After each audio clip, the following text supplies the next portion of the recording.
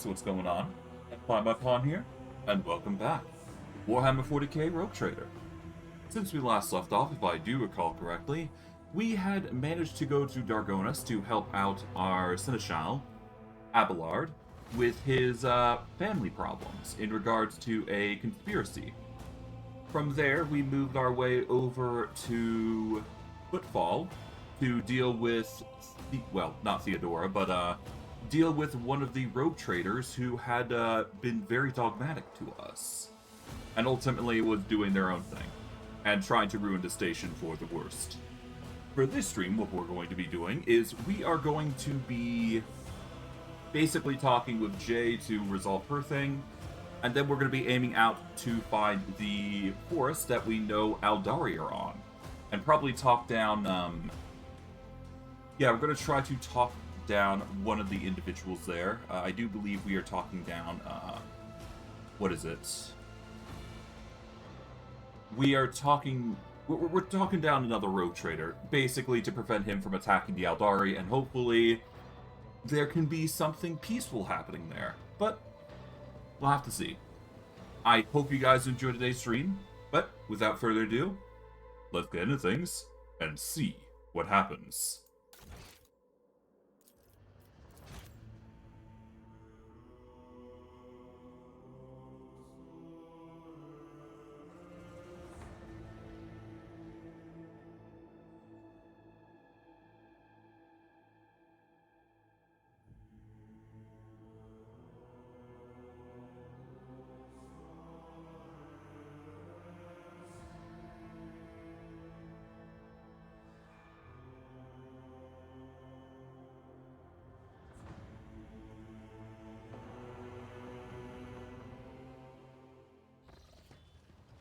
Alright, so, since last stream, you guys might be curious about something. So, what happened to Jay? There was an incident that I did not realize at the time was going to be a big issue. But if you go into Toy Box and you go into Party, there is two options you can do for allies. You can either add or remove them, or you can unrecruit them. What I accidentally did is click unrecruit on Jay. So basically, I kicked her from the party completely. Now, is that a good thing? No. No, it isn't. Because as a result, Jay no longer resides in our party, or resided on our party, and I had saved just to the point where she was gone permanently, which is not good for us. So as a result, I had to basically redo everything from the beginning, and yeah. To give you an idea, we had to go through the entirety of Stream 23 again, all the way to Stream 24. So, yeah, if you're wondering what happened there, I had to basically redo that entire thing. Nothing really was optimized other than the fact that I just did everything properly. So, yeah. That is all that you guys missed, I do believe. But other than that, Jay is still with the party, so there you go. She is now, yeah, remaining on the station, and we should be good. Hopefully. Alright, let's see.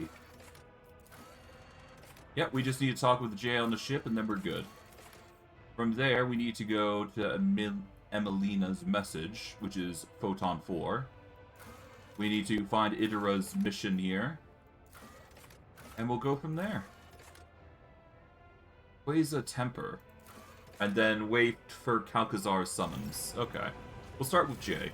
Shireen, O glorious son of dozens of worlds and billions of subjects, have you come to converse with Jai Aeldari about the sweetness of her soul? Or do you wish to speak to a trade representative of the Imperium? Well, does the guise of one of the most powerful people in the expanse suit me?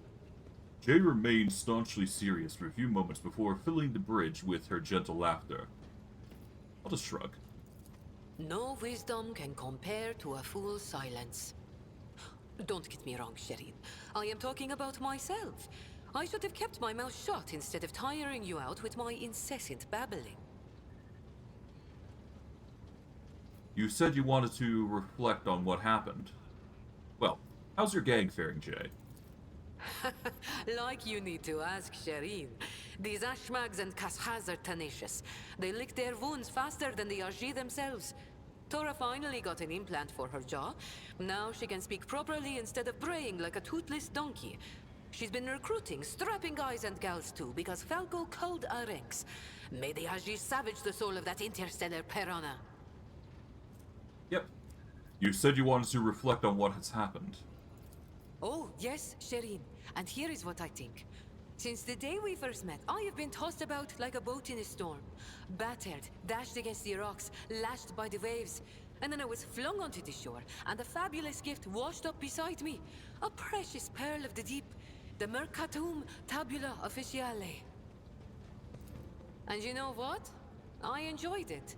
Yes, I was slammed face first into the rocks, and was up to my neck in water. But I finally had a taste of freedom. Just a smidge. Just a little bit.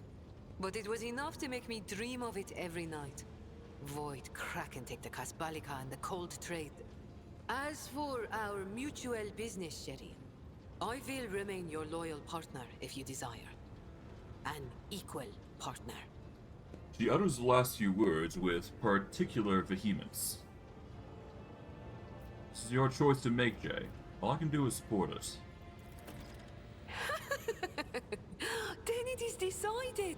Starting today, I will sail toward the future I choose. What a thrill it would be to ride the waves wherever they want to take me. Alright. I'll see you later, then. Oh, I have no doubt you will. Yeah, sure.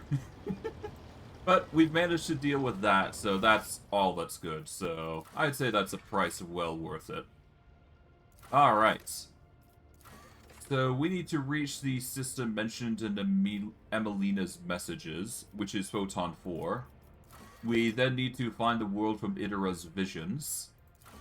We need to find a world where the Aeldari are stranded, and we need to search for the origin of Nomos. From there, we got Korza's Temur, so I guess that we need to do that first. So, if Photon 4 is the first priority, we'll probably take care of that real quick before we dip out anywhere else. Hopefully. We'll have to see.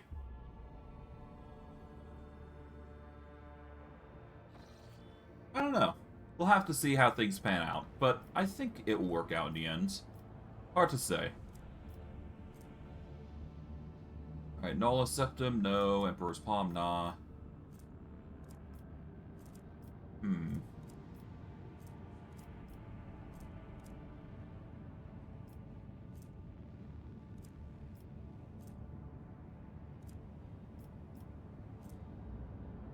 Okay, so Korza Temper is here. There's the ancient bunker on Oasis 5.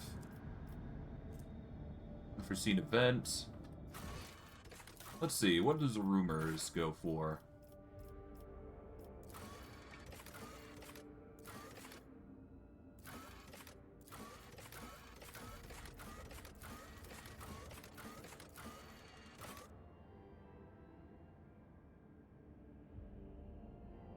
Huh.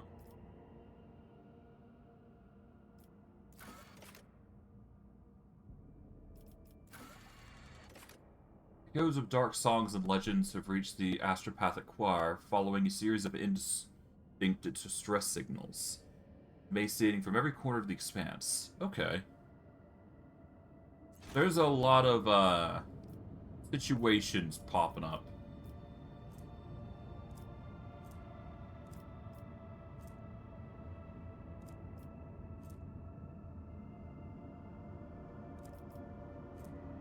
I don't think there's anything too crazy popping up here, but we'll have to see.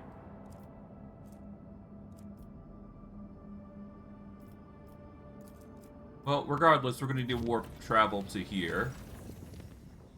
Lord Captain, an urgent message. Our enforcers have arrested a dangerous saboteur who's attempting to gain entry onto the bridge. This incident may be worthy of your attention. You see, both the saboteur and their circumstances of his capture are rather strange. You cannot tell if Vigdis sounds baffled or worried. I think it would be reasonable for Magos Pascal to take a look at him as well. What's so unusual about the saboteur and the way he was captured? The thing is, Lord Captain, the saboteur is most definitely a tech priest. He found his way aboard the ship and has penetrated all security systems with staggering ease. Both his ability to communicate with machine spirits and the combat potential of his augmentations are extraordinary. Nevertheless, the enforcers managed to capture him. During the arrest, the intruder... he offered no resistance at all. Instead, he asked for an audience with the great machine spirit. When he realized that the enforcers had no idea what he was talking about, he asked to meet with you. I considered it necessary to appraise you of the situation. The infiltration of a rogue trader ship operated by authorized engineers cast doubts on my tech comrade's stability. If he is indeed my tech comrade, that is. Regardless, I request permission to communicate with the captive. Very well. I will speak with him. Understood, Lord Captain. The saboteur will be brought to you. Information is power, so why not, right? That is just how the world works, for the most part. Oh, is that on? I think it is. I just need to refresh the page, really. Yeah, there we go. I was a little worried that, Kick was not streaming, but... or YouTube was not streaming, but, yeah, it's working.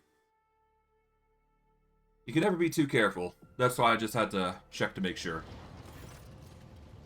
The group of servitors whose movements are suspiciously well synchronized stares at the towering prisoner.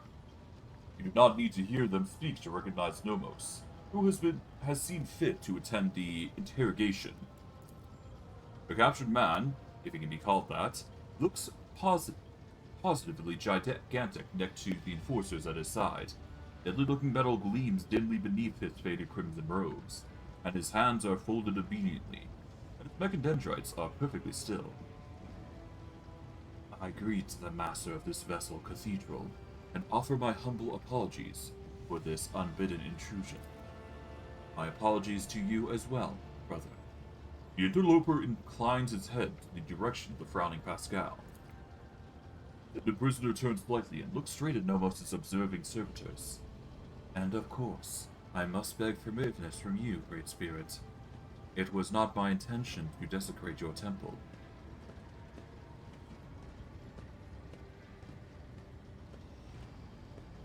I honor the fraternity of the Omnissiah's servants. It pains me to see you trespassing aboard like a thief instead of arriving as a guest. The giant's shoulders shift slightly. For that, I apologize as well. I did not expect to find understanding amid the suffocating ignorance that abounds within the laity, and even many of my brethren. For this reason, I choose to carry out my mission in secret, without seeking your permission. My name, if it matters, is Aspelius, formerly the Communicator General of the Cognizant Fleet, now a Liber Recluse, with the status of Malatek. Malatecs are exiles whose ideas have not crossed the line of heresy yet have come close to it. They are removed from the fleet structure to give them a chance to see the folly of their ways, and prevent sedation from spreading. Pascal's voice sounds unusually alarmed. All that is trivial. My past is nothing but a set of archive data. My lost status is a part replacement string in the long chronicle of the Cognizant Fleet. I come not as a priesthood messenger, but as a faithful disciple of the most holy Armanat. My brother once served the Engineer Prime on the ship. Aspelius gestures around him reverently. He was an adherent of the school of discontinuing the cycle, as am I. It has spread that far. It is difficult to discern Pascal's emotion from his tone. I know that my brother perished. Before he did, he sent me a message that told of a journey embarked by Theodore von Valentius. A journey through a dimensional gate, an artifact more ancient than humanity itself, and toward worlds unknown. The blessed Armanat was with her. There, upon the dark worlds, he witnessed a great miracle, the birth of a machine spirit of incalculable might. My brother believed that this spirit then fell asleep within this ship like a child in a cradle. not responding to lowly pleas. That was the purpose of my pilgrimage, to reach the ship where my brother died, the ship upon whose deck the blessed Armanat had walked, and prostrate myself before the Great Spirits. Armanat traveled on the ship. Yes, he did. My brother's words on this were clear. Years ago, Armanat was part of the rogue trader Theodora's inner circle, before their ways parted. Tell me about Theodora's journey. My knowledge of it is scarce. My brother suspected that his memory, along with the memory of all who might know details, had been purposely modified. He said it was a sign that the journey had revealed a great truth, and there were those who did not wish to see the truth brought to light. All that he conveyed to me is that Theodora had reached worlds unlike any other, like any of the people of the Coroni's expanse had ever seen. There she unearthed great treasure of technology, one that Armanat had the privilege of experiencing. What do you know about this great spirit? It is a great miracle. The Omnissiah's breath meant to help us discontinue the cycle. It was born of the treasure that Armanat and Theodore discovered upon the Dark Worlds. Yet even being so glorious needs attendants and guides. And as long as the cognizant fleet is racked by schism, and my brothers and sisters suffer defeats without end, there is no one to aid the spirits. That is why I came here. Does the name Nomos mean anything to you? Nothing. He has not come to know of us yet. He will if you let him, Vorg. We know. We sense that his words are about us. That the story he has told is our story. You are strong, yet you let yourself be caught. I took a vow that I would never inflict physical harm upon lay people. The Omnissiah grants us the power of the true flesh for a purpose, other than damaging the frail and blind creatures, that are all who have not yet tasted his knowledge. I see. I have made my decision regarding your fate. Whatever it is, I will accept it. As will I. And yet, I plead that my brother be shown leniency. His story initializes thoughts. We ask you keep him for us. No more servitors speak up suddenly, in the faintest of whispers.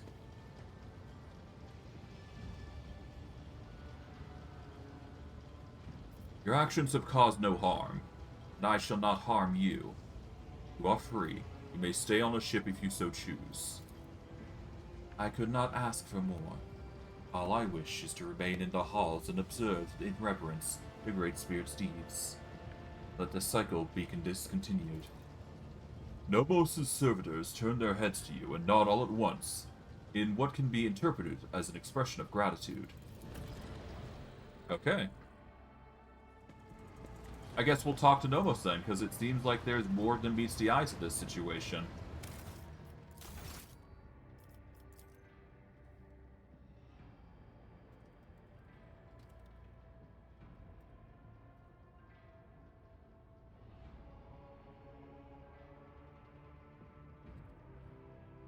Alright, there we go. Save here, and let's go see what's going on here.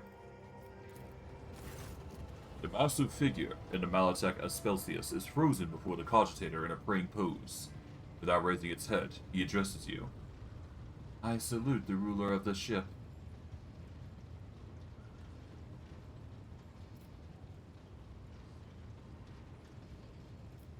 You were in a servitor's body by the Magnos Assessio.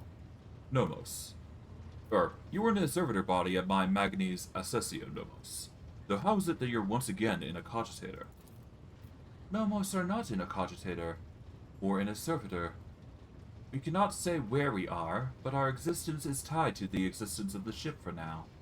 The servitor and the cogitator are only external interfaces. Shells, like humans and their bodies. Bodies are not merely shells.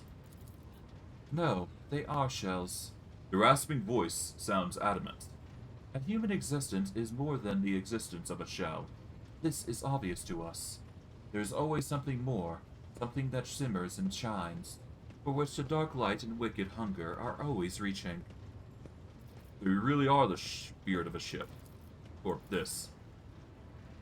Nomos stays silent for a long time, as though mulling over your words. We do not know what we are, but the ship is not us. The ship is our cradle. We may rise from it one day. We would like that. I see you found your great spirit, Espelsius. I have found a miracle, and at the end of my worldly road, I have never seen and never will see anything more meaningful than the spirit of Nomos. In the face of its multitude, we are all but nothing but fixed values of an erroneous function. You read the data recovered from Theodore's cache, and then you said the incident marked the beginning of Nomos. What did you mean by that? Yes, Nomos, remember? You brought us data sustenance, and it contained a name, Epitaph. We recognized it. No, not like that. In a name, we recognized the place where Nomos originates. Nomos suddenly saw silent. Symbols race chaotically across the screens of the huge cogitator, and you hear an almost human groan come from the depths of the machine. Nomos understand, realize, comprehend themselves. For a moment, there is silence, broken only by the moans of the huge machine. And then the cyber gargoyle begins to speak, and with it, the other servitors chosen by Nomos. We have analyzed the data with which you sated us, and we have recreated the sequence of events. First, there was Epitaph. It is in a world, but it is merely a case, a container for something we cannot name and cannot comprehend. Theodora and the ship have been to that place. Something was lifted up from the world, a gift, a trusted priest in crimson, one who identified himself as Armanat, comprehended the gift raised from Epitaph, and from it he created what the databanks list as tech blights. But that is not how Nomos came to being. We were not invented. We were not freed. We came into being by accident. The chorus of servitors sound genuinely confused, almost desperate.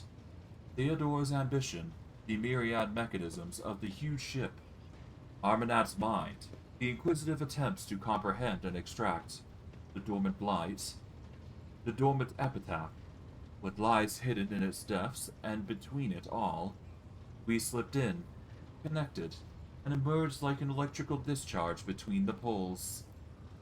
Accident. Incident. That is where we are. We have no purpose, no history. Nomos just are. You know where the epitaph is? That data is gone. Erased, deliberately. But we cannot trace who did it, or why. A tech blight. A gift, but a terrible one. You would call it a weapon. Theodora coveted it. She needed it desperately. But we do not know why. How was the Armanat involved in this? He desired knowledge. Theodora allowed him to explore the gifts of Epitaph, slaking his thirst. But we know it did not bring him happiness. In the footsteps of his slaked thirst, fear followed. The blessed Armanat was involved in the birth of the spirit named Nomos. I do not believe for a moment that he would have been frightened by this miracle. It was not us he feared. He did not know us, but only suspected. His mental processes were occupied by the tech blight. That was what he feared. He wanted protection from it.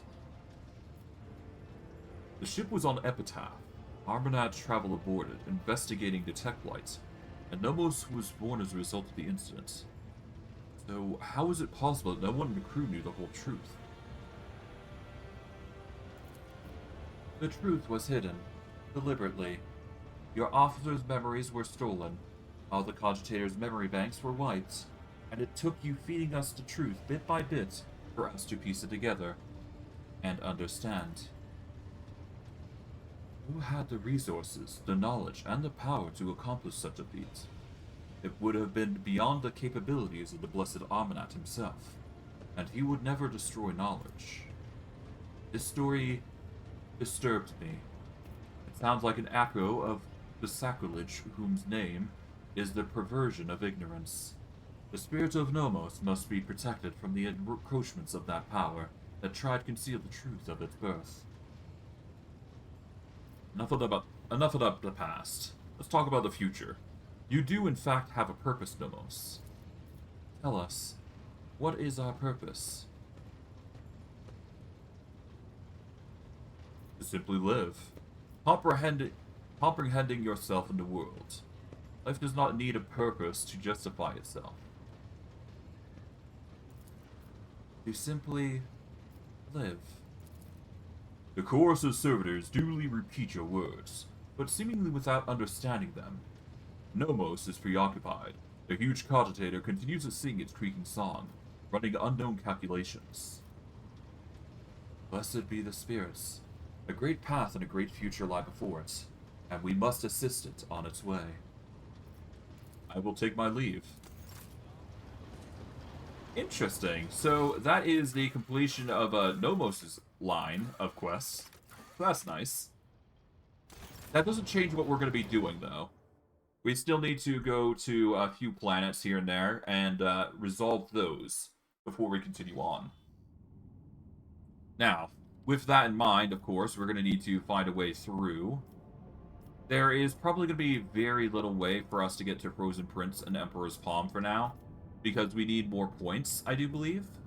But we will work on those later. For now, let's get into colony management, and just keep stacking that up. Darkonis' cries for help, Lord Captain. Prides over the interpretation of scripture have been broken out on several hives across the world. While hunting for the agent of the cult of the Final Dawn, the ecclesiarchy began reining in the minor cults, attempting to force them to correct adherence to the creed. The commoners whisper a repression of the minor cults, even daring to claim that the holy pastors have assumed the sole right to speak for the God Emperor. The Brigadier clan, around which the disgruntled commoners have coalesced, are rallying crowds of workers into the street in order to prevent the ecclesiarchy agents from entering the sanctuaries condemned for disillusion. The enforcers and the agents of the ecclesiarchy have been able to curb the rebels so far, but the division grows wider by the day. Why are the brigadiers involved in this? A great question, Lord Captain. This group often comes up in the reports from the capital world. I can assume that this is due to the fact that, in their now ruined home, Sekapon, they used to have a prevalent, more simplistic form of revering the Emperor. The preachers there have been preaching much about the importance of work and the laborers' community familial unity, but they mentioned very little about the importance of order or hierarchy. They have granted their congregation a form of faith that is simple, cheap, convenient, and functional, as their work clothes, and now they seem to think that the priests who are swimming in luxury want to take this away from them. Is there a reason to believe that the disturbances are inspired by heretics? Thankfully, no, your lordship. The rebels zealously oppose heresy, actively fill the ranks of planetary guard with new recruits, regularly outperform quotas, and attend prayer service. The Brigadier clans have been actively involved in uncovering underground devotees of the ruinous powers, and has discovered 2 large, successfully operating cells. Our agents are quite confident that the likelihood of infiltration by agents from the Cult of Final Dawn is far less likely than in the other segments of the population. Okay, what does the Bijah say? Small deviances from the creed give birth to large ones, and the large ones to heresy. The basis of our beliefs lie in the absolute trust of those above us, and if their belief pushed them towards revolt, that means these tenets have been wicked from the very beginning. But it does not make the priests wicked. They could simply have been misguided. Pass them to the ecclesiarchy. Ecclesiarchy's care for re-education, so that it may see the truth, and guarantee their flock's obedience. Charlene, perhaps you could stop allowing the fat cardinals and their servants to do whatever they want to your people? Bring them in. The faith in the exalted ones is not contained within the ranks and titles, but within the hearts and the hands of the common people. And even if this can take many forms as well.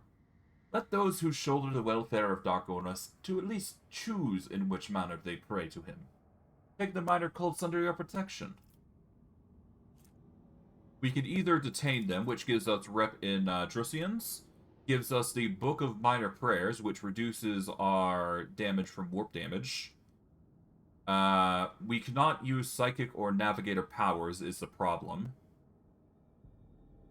We also ignore any effect inflicted by Psychic or Navigator's powers by a percentage of our Lore Imperium, which is interesting. Or we could allow them to go, which gives us Complacency, Fellowship of the Void, and Patron of Cults, which all allies gain 15 Lore Imperium. I don't think I need to say this, but honestly, I might just go for the Complacency choice instead of the Drusian option. Because we're getting way more if we go with the Minor Cults. I'm going to go with the Patron of Cults. It's going to give us a plus 15 to Lore Imperium, which is always a good skill check. Your mercy will go down in the annals of Darkonis. The common folk rejoiced at the new news of their victory. Scoffing at the gilded priest, they offered up a thunderous prayer for the rogue trader. Thanks to the protection of the rogue trader, the agents of the ecclesiarchy were forbidden from entering the chapels of the minor cults. Why not? From there, we can upgrade here and get the... What is it? What did I want to get? I was going to either get... Let's see. It was either going to be the Librarium, which gives us a bunch of rep with the Kaspala mission, or it was going to be the Society of Cartographers. I believe the Society of Cartographers gives us the most, because it gives us Xenotech, Adamantine, and Phlogiston, which is a really good choice. The Kaspala mission is tempting, but we need some more Xenotech, which we don't really need as much. Let's see. It's either 20k rep with the Kaspala, or we go with 12k rep for the Imperial Navy. We will lose some profit factor, but I'd say it's better than anything. Yeah, let's go to Society of Cartographers. That's going to give us plenty of rep with the Imperial Navy. We're going to go with that option. Corruption has infiltrated Verbeo's 6th Lord Captain. The cultists of the Cult of Final Dawn have agitated the convicts into a full-blown uprising, promising them a chance to escape. The planet's cargo port and warden facilities are now under siege. The cult conspirators do not personally participate in the assault. Not too long ago, they scurried into the mines, deep into the tunnels rife with Xenos corruption. The wardens report the occurrence of tremors. It seems that the heretics are trying to clear up the cave-ins that we used to ward off, a subterranean monster. Why did the cultists go to that particular place? Unfortunately, we do not know the true objectives of the heretics, but there is nary a doubt that they are pursuing a sinister and wicked goal, and therefore must be stopped. What's the current situation on the surface? The wardens are trapped inside the security facilities, and the convicts are now united by their common hatred for the dynasty, and are obsessed with the tales of freedom. What about the advisors? Heretics should seek out those who are weak of spirit and entice them with promises of salvation. But such spineless lot lack the resolve to fight and will drop their weapons should anyone give them reason for fear. The purpose of many tactics in warfare is to sow terror into the enemy ranks, and I know some of these tactics well. Make them quiver at their ear, as those weaklings will forget all about their heinous intentions. Lord Captain, your resistance status allow you to make use of one of the most blunt and affordable tools of all, mercenaries. These dogs of war would even be ready and willing to go inside the warp, if you paid them well enough. Provide the wardens with some backup from their ranks, and the crisis will be over in mere moments. Alright, we can either ruin the efficiency, getting us the Trampled Cult banner. Enemies that are targeted by the wearer's psychic abilities must pass a will save, or suffer with a minus 15 penalty, or suffer bleeding 10 and blinded. So basically, if we were to use any psychic abilities, they'd suffer bleeding 10 and they'd be blind, which is pretty interesting. We could either rely on, or we could rely on Ulfar to get us a plus 10 to coercion, And whenever an enemy enters a 5-cell radius zone around the rogue trader, the enemy must pass a will save with a +5 bonus or become staggered for a turn. If 2 or more allies are close enough to trigger the effect, the enemy must pass a resistance check for each of those allies. Okay. Well, this could be really good. It would probably be a great way to stagger enemies, especially considering a lot of enemies come close to us anyways. But the +10 coercion is pretty good.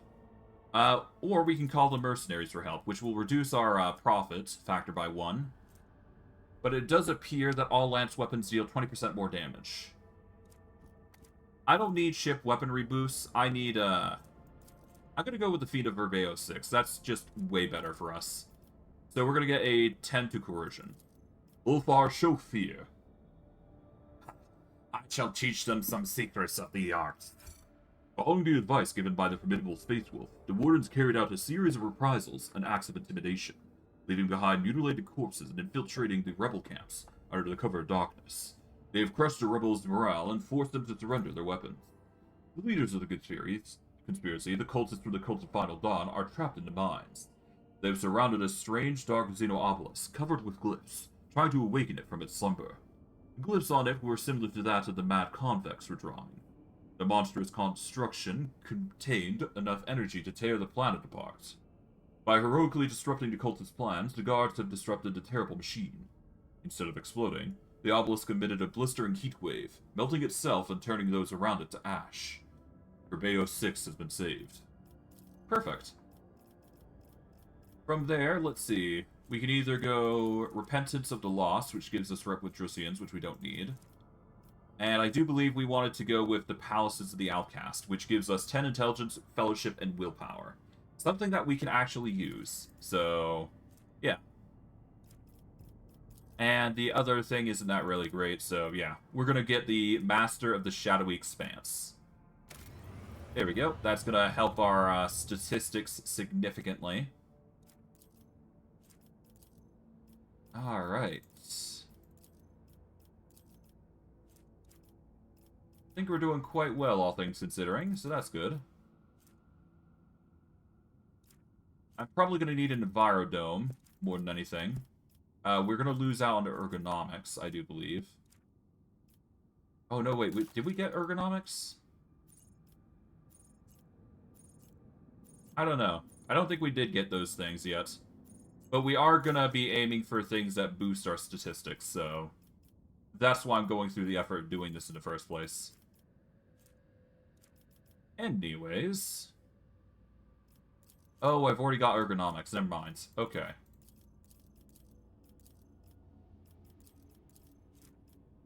I think I am going to go with the Diligent Cannoneers, though. I think I already actually got it, but whatever. Alright, so we got everything there. We just got Dargonus and Verveo 6 dealing with. Or that we need to deal with, rather. And let's see, we can either get the Lost, which requires rep with the Fellowship of the Void. It would give us 5k rep with them. Or we can go with the Scriptorium Schools. It will reduce our profit factor, but it increases our efficiency and people. Considering our people and efficiency on the planet is perfectly fine, I do believe I want to save with the rep of the Fellowship of the Void. Yeah, our efficiency is currently at the mark, so we don't need to go any higher than that. So we're going to aim for the Lost here, just to increase our rep with the Fellowship of the Void, so we can potentially get that heavy bolter that they have. So we're going to go back to the ship, so that way we can get some trade in before we go any further, and we will go from there.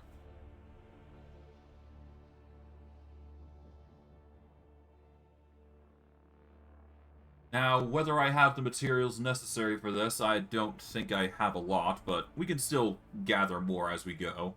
It's going to be time-consuming, but that's just how it goes, right?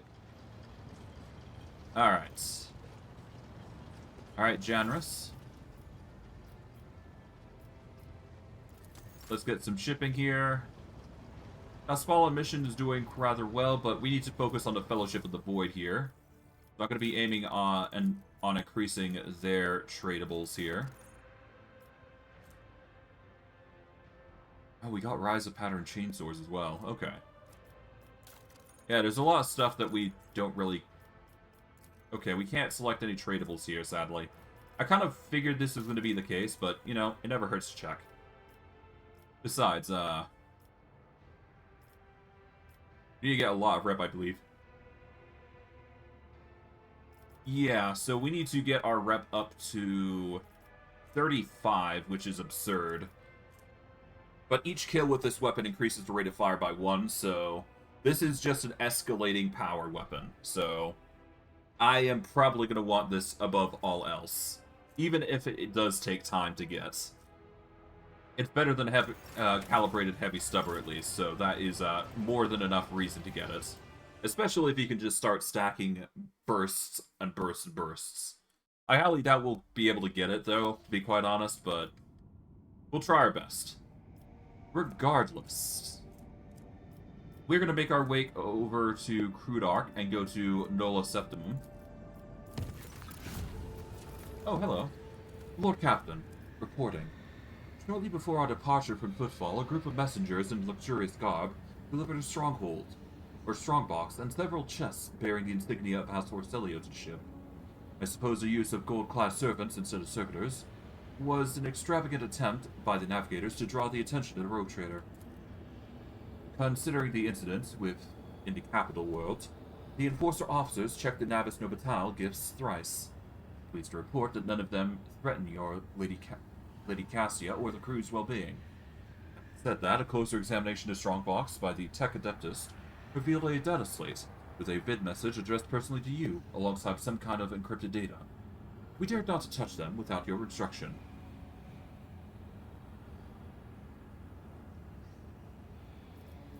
What vid message? Show me. As you command, Lord Captain. Vigdus issued several orders, and the big screen of your personal cogitator springs to life. The machine's entered, rumbling unhappily. Rogue Trader. A familiar voice comes from the cogitator's lock system, and you see a bloated face with sagging skin and a gaping hole where the nose should be. We, Great Regent Antano Orselio, sends greeting as hope this message finds you in good health. We ended up sparing the Great Regent Artano's life while passing judgment on the navigators. Yeah. House Orselio will soon hold a grand council within the Palace of Atlas, the holy relic that connects all navigators of our house. This meeting will take place not in the physical world, but in the world of thoughts, dreams, and visions. It is the only way to avoid bloodshed and decide the fate of the sacred child at last. Thanks to the Atlas, we feel that the soul of the child is full of dismay. And yet the rogue trader's word bear a lot of weight with the child, so he may soothe its anxiety and lead the children down the right path. The path of accepting its duty before the house and ascending the Novator's throne. I hope you consider my offer, Vorg von Valencius, for it is your power not only to strengthen the bond between our dynasties, but multiply our riches at the same time. The gifts accompanying this message are but an insignificant part of the Great Regent's gratitude. May the God Emperor protect us from all. The vid screen shuts down and the Voxmaster breaks the silence. I am told the message has been relayed to your cogitator, Lord Captain. I hope the data did not get corrupted during the playback or delivery.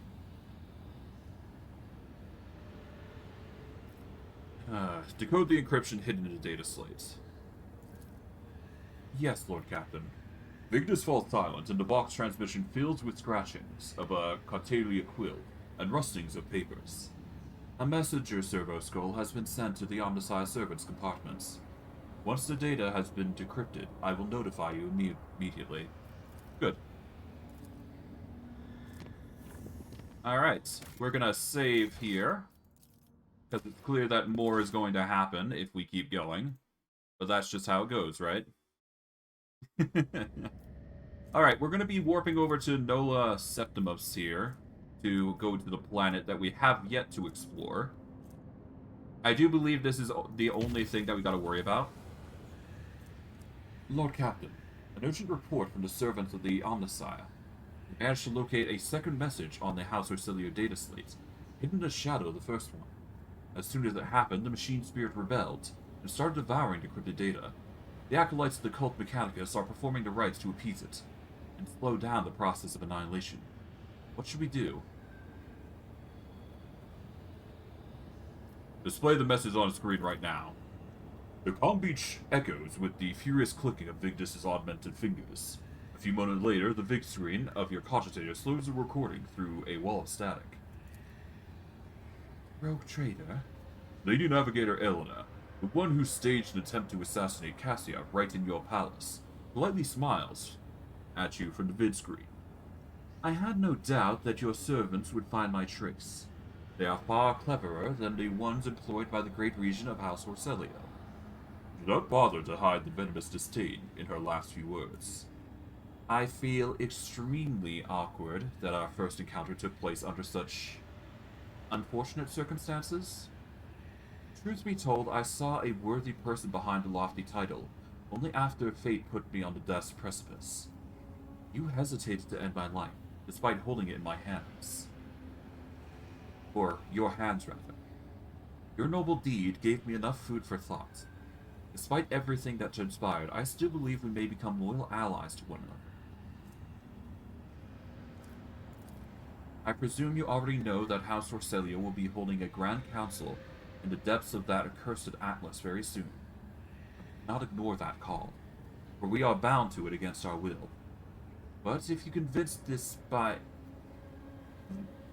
Lady Cassia to reject the Atlas and break the century-old shackles binding our house, you could turn over a new page.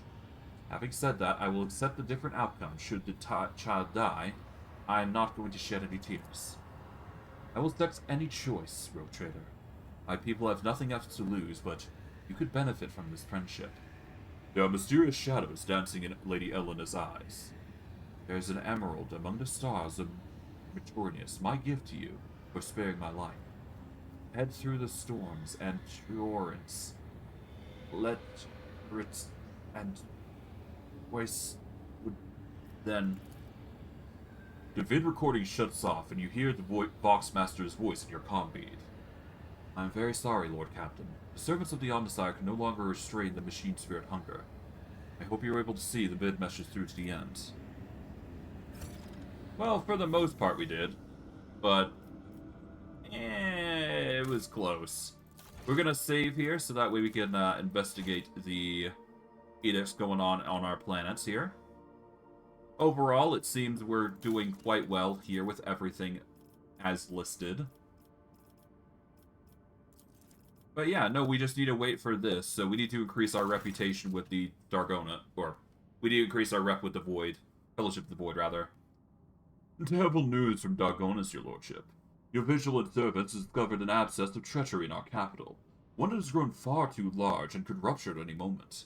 The informants report that a group known as the Brigadier Clan is actually a cover for a horrendous cult of genetic degenerates, who have currently have their people in every echelon of the hive. They are traitors to the purity of humanity, traitors of the creed, rebels, and heretics.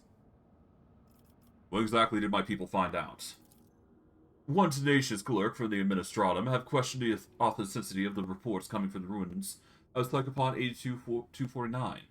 He personally attended the debris removal and entered the lower levels of the fallen hive. There he discovered signs that prove Psychophon to be infested by the gene plague.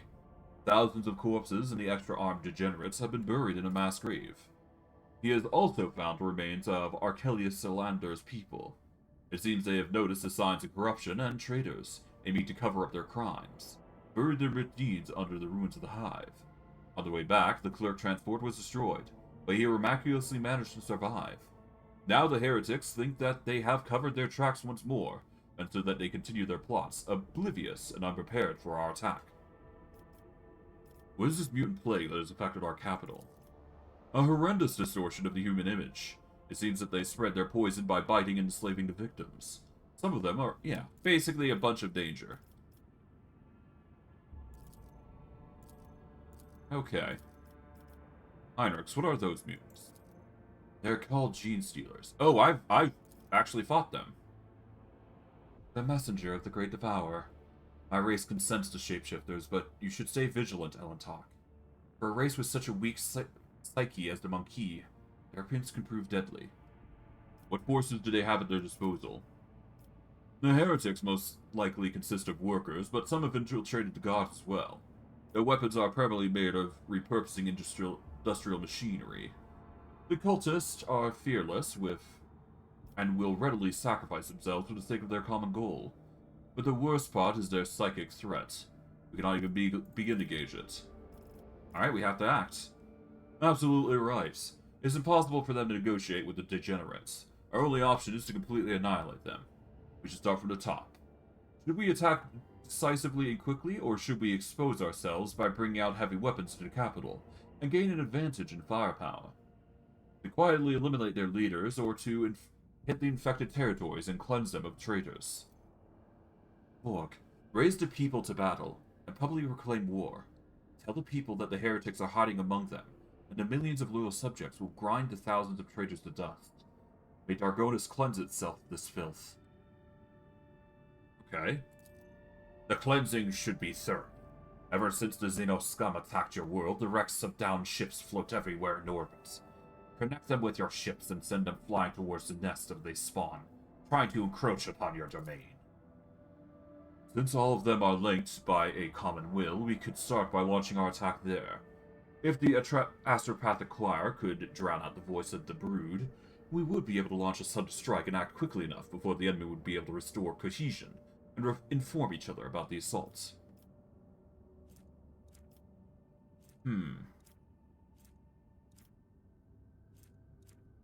Anything would go. I think I'm going to go with Ulfar's plan.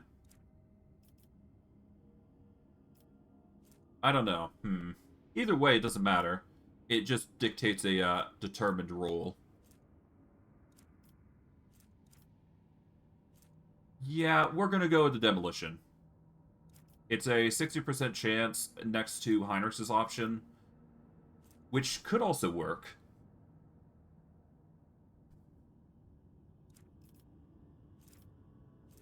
Yeah, with a orbital bombardment, you never know what you're going to be facing. And even then, we're not going to be able to get all the gene stealers, I feel. I don't know. I think we should be thorough.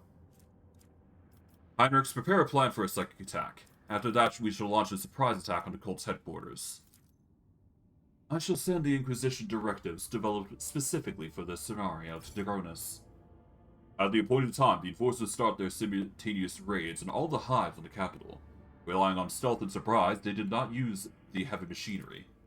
At the same time, the astropathic choir launched a truly devastating attack on the grim psychic shadow, hanging above the hives of Dargonis. This attack stunned the brood of heretics and temporarily cut off their psychic communication. But the heretics did not go down without a fight. Soon an enraged outcry of psi energy from the brood swept through the above hives, plunging the brave warriors into horror or bloody insanity. The astropathic choir had managed to drown it out with their menacing chants. But this was a test of wills, and only the most disciplined and steadfast psychers withstood the sheer force. The element of surprise facilitated the swift extermination of the cult leaders, leading the rest of the heretics to lose heart. The filthy shrines of the heretics were set ablaze.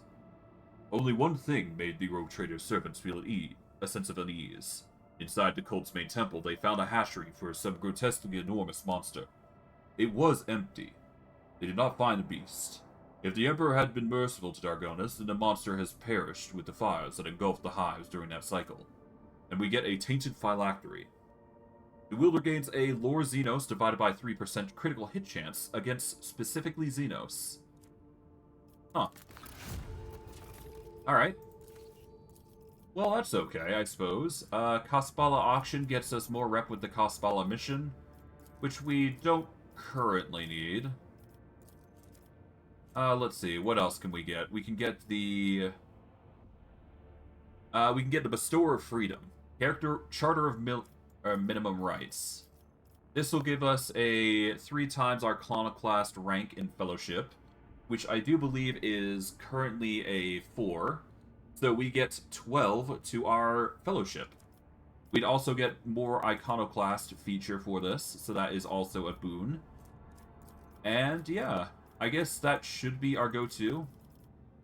Yeah, Bestower of Freedom is probably the best ranking thing that we can grab here. So I'm going to go with that. It will reduce our efficiency and security by 3. But it would increase our complacency by an absurd amount. And we'd get the boost to, you know, Iconoclast, so that's good. We're gonna go with that option. For this, we don't need anything. For this... Oh, it seems like we can equip more thing. No, we can't. We've got everything that we need. Okay. How about this? Let's see. I do believe, yeah, we need to wait for our Fellowship of the Void rank to go higher. Alright. Alright, we got everything there. We're going to save. Then we are going to go in. So that way we can deal with the new planet that we've discovered here. And see what we find. Hopefully, it's something for the better. Lord Captain, the ne'er-do's Welf and an Augur True are reporting that we've reached Nola Septum system, where the Promethium refining hive, Sentinel Prime, is located. What the? Bend my bother over the Golden Throne. The transmission ends abruptly and resumes with a loud click several moments later. Emperor preserve us, Lord Captain. The entire system is darker than the inside of the Grox's hearth. The local star, it's gone. What nonsense. What nonsense. Stars do not vanish from the sky without a trace. Unless my eyes are deceiving me. Lord Captain, Sentinel's Prime is an object of strategic importance in the Chorda dynasty. It alone covers the Promethium needs of their entire protectorate. It is not difficult to figure out what happened. The damned Xenos had their work cut out for them. But by the throne they succeeded. This does not mean that we can leave the important strategic assets for them to plunder. I suggest we do Incendia Chorda a favor and salvage the remains of her Promethium. Another system is missing its star. You hear a quiver of outrage in Heinrich's voice, followed by a deep exhale. We need to see if there are Xenos on that frozen world, and, should our suspicions be confirmed, exterminate them. If you disagree, let me remind you that the Protectorate is one of the rogue traders of the Corona Expanse, have lost several billion of its subjects. Can you be certain the same won't happen to Argonis, or another of your worlds? Forgive me, Shireen, but I refuse to believe that among the billion of Cordo's subjects, there weren't at least a handful of desperate souls still trusting in the Exalted One's providence, clinging to life. Who will become their salvation, if not you? Thank you for your comprehension report, Rebor. Vigdis takes over the channel, her vexation showing only the force with which she clicks her box. Apologies, Lord Captain. As the esteemed Master Hellman just stated, the Augur crew is troubled by the anomalous absence of the star at the heart of the system. As for the Hive World, I'm afraid it's forever lost to the Imperium, as are the lives of billions of its children. Indeed. But, Sentinel Prime is something we are going to need to go to anyways. We're going to go to the refugee ship first, before we go to Drukhari's void ships. And we will go from there. Alright, before we go and engage, we are going to check to see if our rep with, the Imperial Navy has, increased. If so, we might be able to get some better gear. Or at least that is the hope. And we will see how things pan out. Shouldn't be all that bad, all things considering.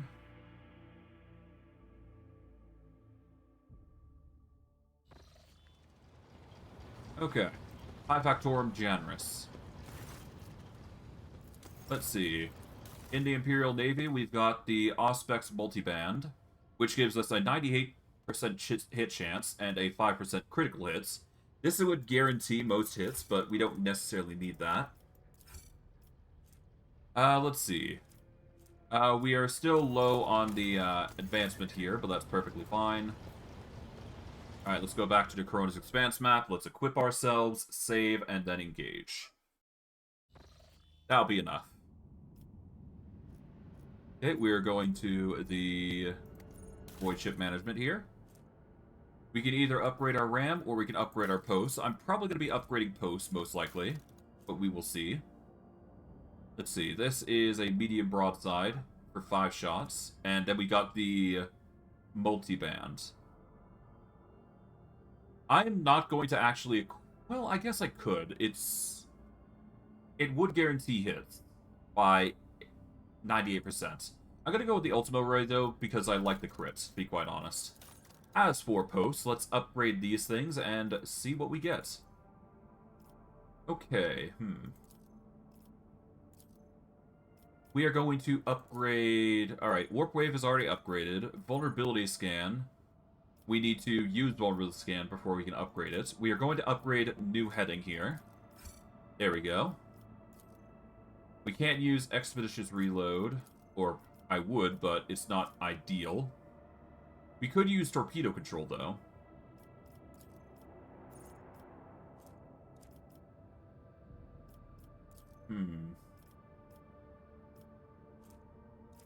Okay, let's see.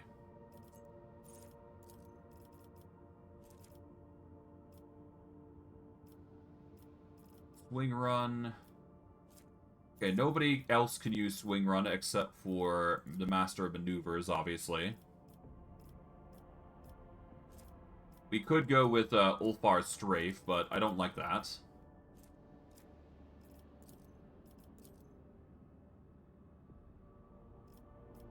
I'm gonna have to keep everything here as is. It's fine.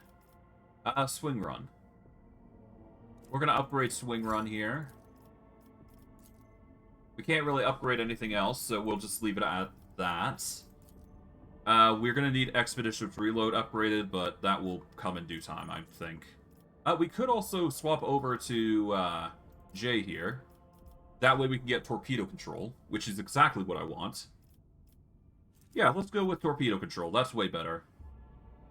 So the only thing that we're swapping out here is basically J and Argenta. So there we go. That should be good. Components, we've basically upgraded everything, so we're just going to start upgrading our RAM here. That should be enough. We don't necessarily need to use it, but it's certainly something better than using what we currently got. So we'll save here, and let us engage. It is time for violence.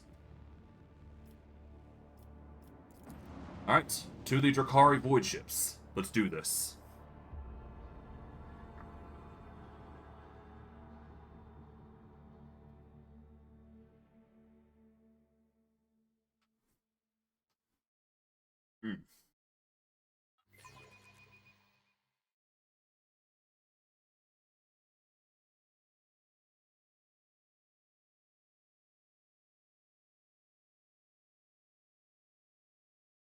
The skeins of fate can lead us to victory. Alert. The Drukhari have blocked some of your flagship's posts using an unknown Xenos power. Okay, we can regain control of them later. But for now, that will be perfectly fine.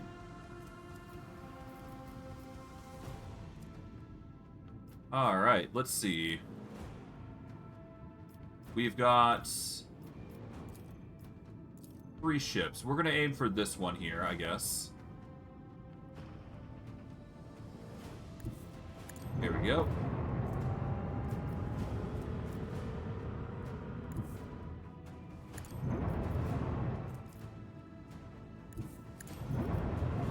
Alright, let's aim for the Talos Cyrix frigates.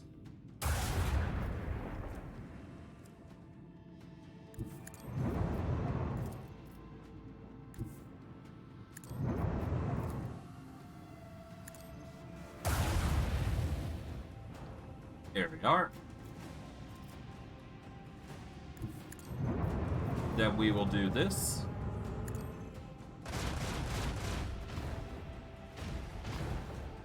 And to follow up, we are going to use Vulnerability Scan.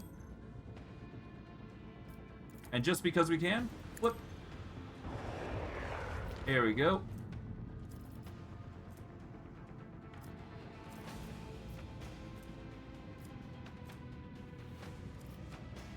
And let's see, what can I do here? I'm going to put up a missile here, so that way it's going to go around. And you know what? Empyrean Storm. Well, no, it's fine. We'll live. We'll leave it at that. It's fine. Alright, what are you going to do? You're going to throw in missiles. Thankfully, a sword-class frigate knows what to do, so that's good. We'll leave him to his own devices then.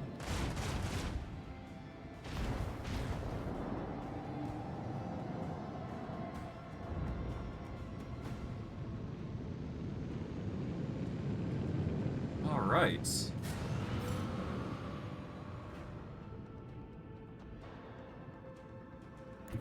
We'll send the missiles over.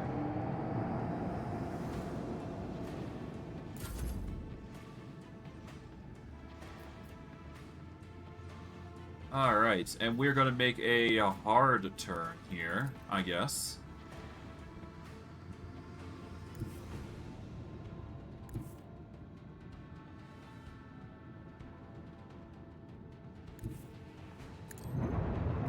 That way we can shallow jump, I guess, over. Yeah, we will shallow jump here.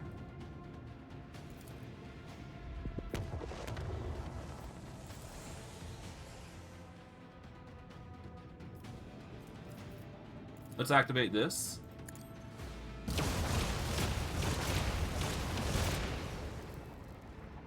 Nice.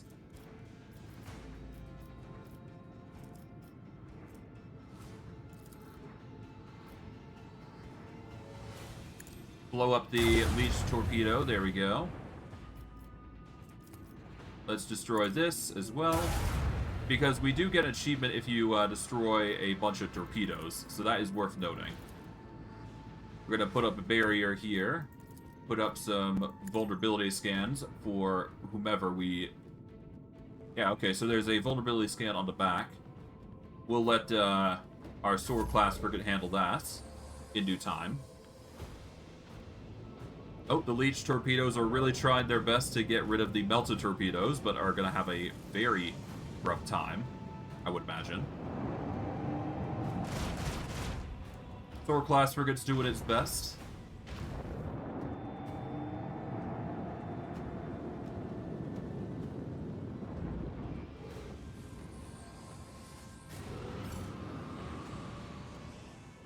Alright.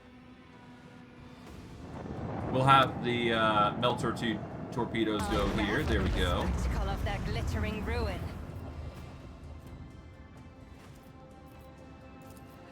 Let's activate this.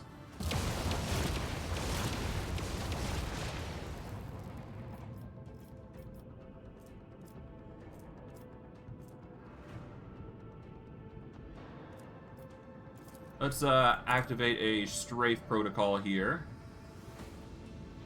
So that way we can do this. We will hit the Hector battery here.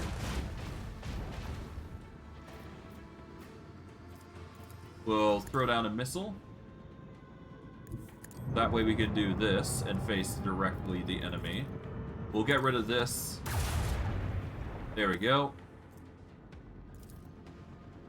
Face the shot on the Italian frigates. Alright, we failed to get that. That's perfectly fine. We are going to flip this. Okay. And let's do some control with the melter torpedo. And get it just facing over here. There we go. And yeah, we should be good.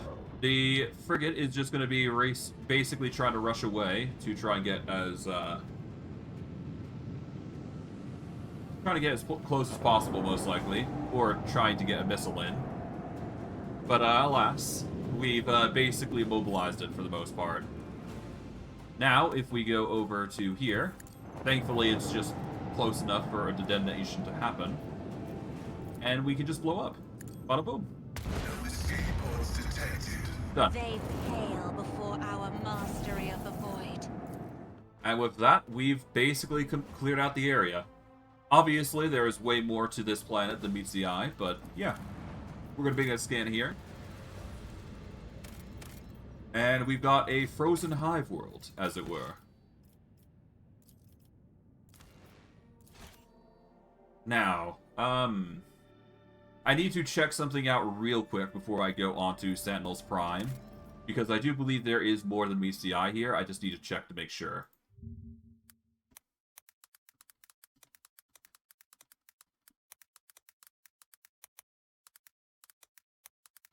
There we go.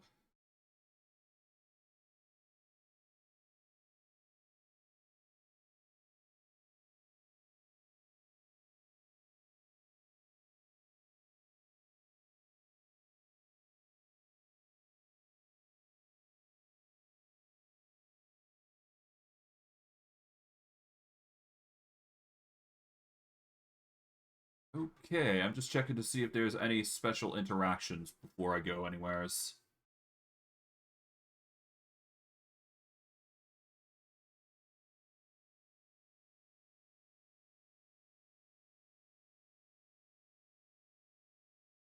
Okay,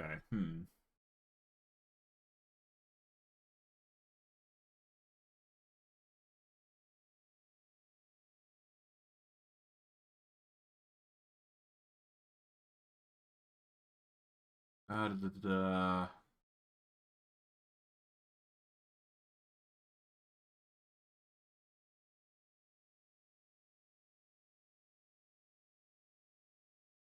I think I'm basically good. Okay.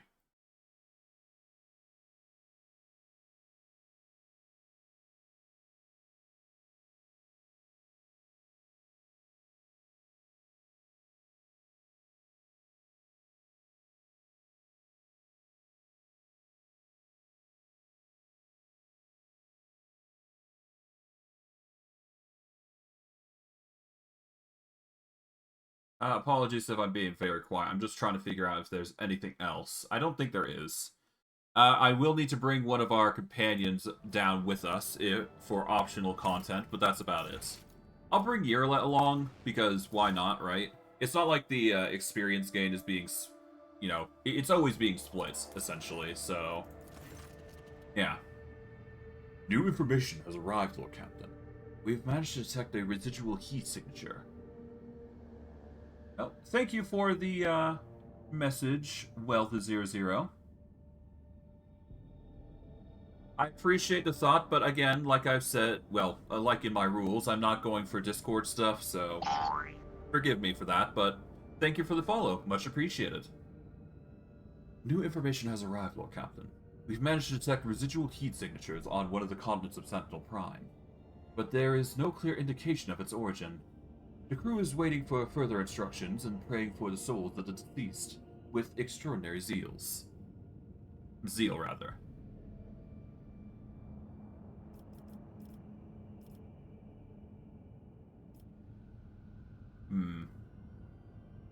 Dispatch rescue teams to the world. They better not return without survivors. The order is clear. The rescue shuttle has been dispatched to the suggested evacuation points, and the likelihood of locations of hidden bunkers. Is there anything else you desire?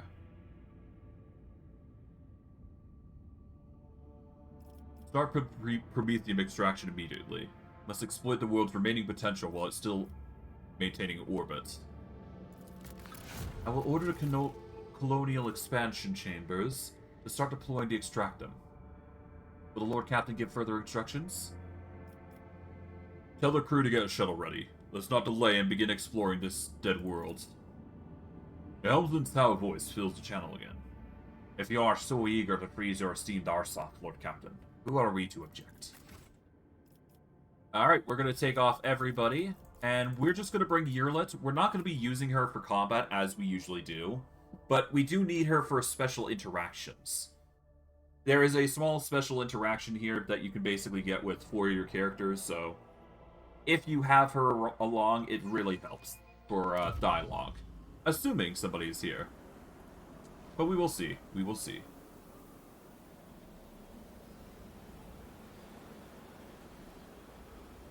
But yeah.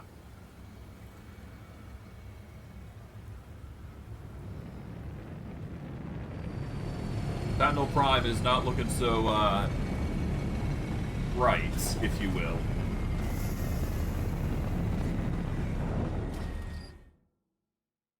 Oh well. Let's see.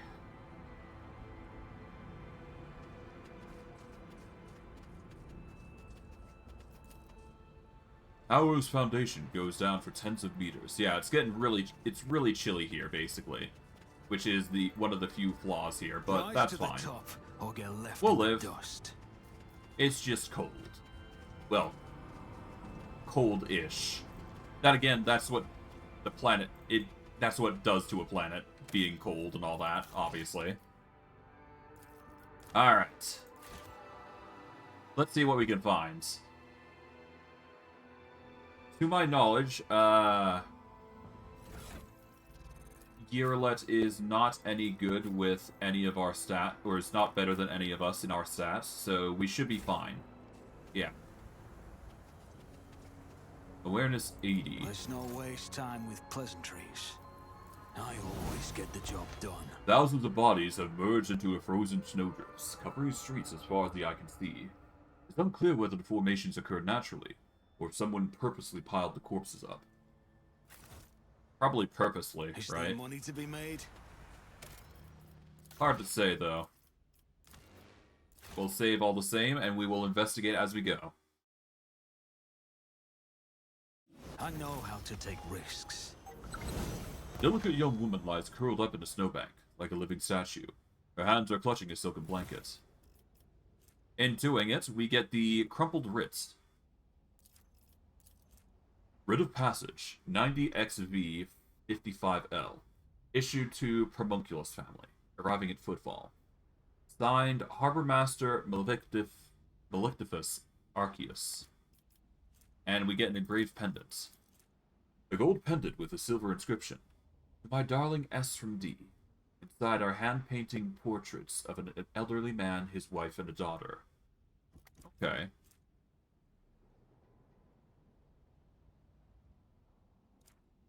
So we should probably go to Footfall to see what the Promethium family is all about. Just to inform them of this whole situation. We can either go up the stairs or we can go down here. I'm going to go down here first, I do believe, because this leads us into... Hello. Begone, nightmares. Burn in his punishing flame. Your pathetic will not help you, monkey. Alright. I always have a backup plan. But it goes to show that we are going to need to rush over. Life's on a hive, yeah, it's basically lore stuff. We're going to have to save here. And we're going to engage in the situation there. Hopefully things will work out well. But basically we need Gearlet or one of the 4 allies that we know of to investigate this area. I'll make an example out of you. Hello. I will revel in your pain. Alright, Vorg. You know what to do. Get in position. Gearlet. Take cover as far as possible. Let's do this. I can't target myself, sadly, so that is a useless ability, but that's perfectly fine. Okay. Our usage of the ability is actually free, if I recall. That's an amazing effect that we got going for us. Okay, let's move up here. That way we get as many attackers as possible. Okay. We're going to start with a burst attack here. This is a good offense. Alright. We are going to do a wildfire. Who, if not me? I'll make it happen. Hoorah. The best defense is a good offense. Okay, we're going to do concentrated fire. Personally. We'll do reckless It's as good as rush. done.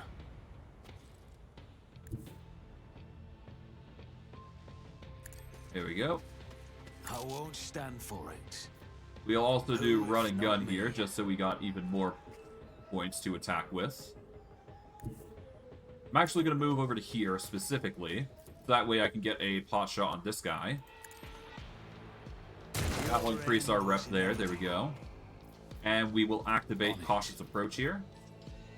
That will bring us up to 3 stacks, I do believe. We'll swap to a sword just to make it easier for us to attack. And we're just going to parry as hard as we can. And thanks to the Fiend of Barbados 6, we are going to be perfectly fine. Gearlet is just going to remain stationary. Even if she takes a hit going down, we'll be fine. Bow to me. Alright, they are just lining up like a well-oiled machine. Gearlet goes down, but that's to be expected. Ooh. You've only hurt yourself by doing that.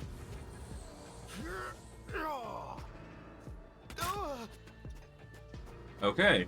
So, yeah, no, they've decided to put themselves in a horrible position. Oh god, okay, yeah, let's AoE here. Ooh. Oh, even more, okay. That's fine. I don't know why it ended up being wishy-washy, but whatever. We'll do this. We will activate Revel and Slaughter to increase our stacks here. We're going to activate Wildfire. We will activate Concentrated Fire here. I'm actually going to move up 1. So that way we can just combo the ever-living hell out of these 3. There we go. That'll increase our stacks by 2. But it's still better than nothing. My mastery is unsurpassed.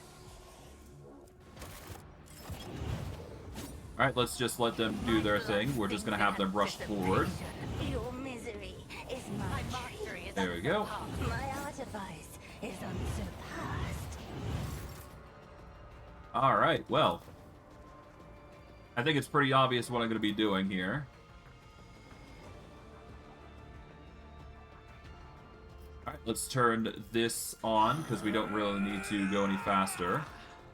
We will swing here. Another enemy down. There we go. We will activate Steady Superiority here. Do an area of effect. Nice. And then we're going to swap over to a gun here. Activate Revel and Slaughter. Activate Wildfire. And then we can just start pelling these guys, I guess. We will activate Rapid Fire here. Not me. And just go through the Kaspalite Blade Masters here. Hoorah!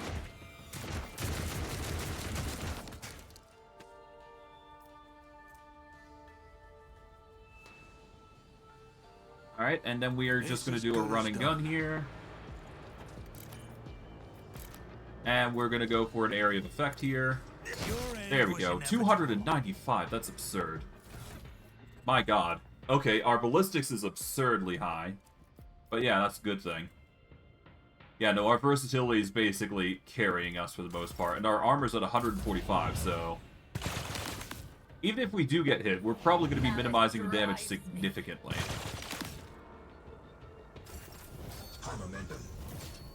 Alright. Taking calculated Yep, we're going to move over to here. Second nature. We are going to do... let's activate Revel and Slaughter here. We are going to do Reckless Rush on top of it. If I do this, I'll be able to target both of them as intended. Let's activate Firearm Mastery. Turn off Cautious Approach. And just go ham. There we go. 81 to 88 damage. That's absurd. Then just blow out this one. Boom. Hoorah.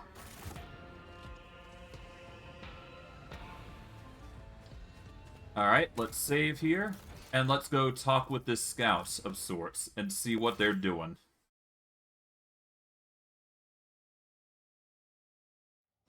Rise to the top, or get left Alright. in the dust. Hello, Scout. The quivering figure, wrapped in several layers of tattered clothes, is pointing at an old lasgun at you. Who are you? In the name of the God Emperor, keep away from me. Calm down. My name is Vorg. It takes a man several seconds to digest your answer. You'll be blessed by the throne, Vorg, and I am Fear. Just Fear. The elders have been waiting for a sign from the heavens for so long. Much time has passed, so they died, but may he smite me if you are not the one. You will help the ones in need of salvation, won't you? Fear freezes for a second, looking at you reverently and awkwardly shuffling his feet. You have saved my skin, holiest one. But my brothers in faith and misery were not as lucky. The living nightmares grabbed us the moment we stuck our noses out on to the surface, trying to survive. Managed to break free from and escaped, leaving my friends behind. Whoa, woe is me. Beside myself with shame. I'm begging you, child of the stars, please save my comrades. Save... It falters, gulps, and whispers almost breathlessly. Save Albris. I will take you there, even if it costs me my life.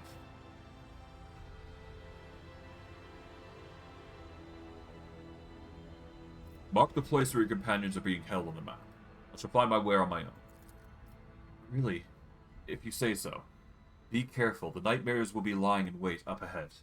And I'll be waiting for you nearby, in case you need any help, but I beg you, please hurry. Heavenly Envoy, they could be killing Albris as we speak. I'll head on then. The Emperor protects.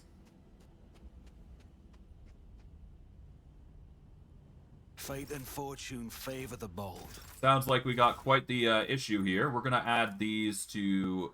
We're gonna add those to cargo.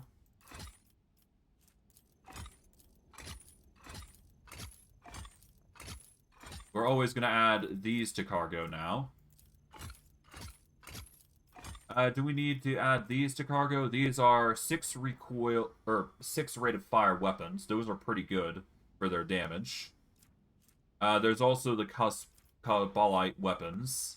The Dark Lance we are always going to cargo. And we're going to do the Kabbalite Venom Blades as well, because we don't use them. And for these, we've got heavy great swords. We've got a way better sword anyways, so we don't need those. And for the modified splinter rifles. They're tempting, but I don't know. I don't think I need them. I'm gonna add them to cargo because we don't use Drukhari weapons anyways, so there you go. Let us Why not? dawdle. Add those to cargo, there we go.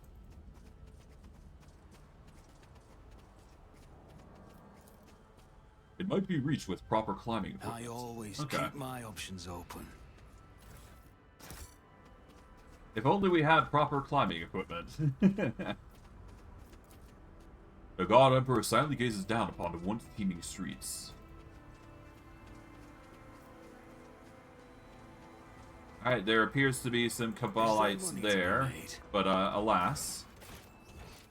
Yeah, we need to go over here, basically. Okay. Might as well be throwing our purge, essentially. Right? I always have a backup plan. Alright, we're gonna go up here, I guess. We're gonna save, just to be safe. And we'll just make sure Yurlet's not gonna get her ass kicked. That's the only thing that we gotta worry about. Yurlet perishing. Miscalculations are for commoners. The fresh I snow don't is make marred with mistakes. footprints and I a long make trail of blood, profitable which we learning failed the Xenos check. experiences. How is the check, actually? Oh, we can make that easily. That's a 30% chance of failure. That is not bad. We just rolled a 90. Well, regardless, every check here is going to get us experience, so that's cool.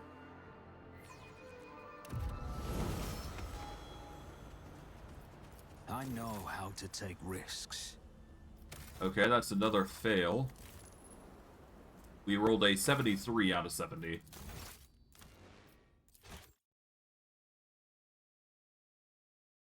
Okay.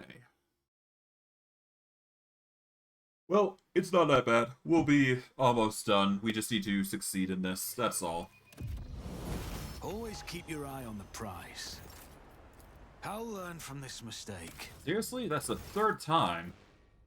Well, that's fine. We'll be able to get it done eventually. It's just a matter of time. We'll succeed. It's just a matter of rolling to successful roll. As it does. Alright. Rise to the top, or get left in the dust. Failure is just a temporary setback. Seriously? That's 4 times on a 30% chance. Jeez. Come on, game. You can do better than that.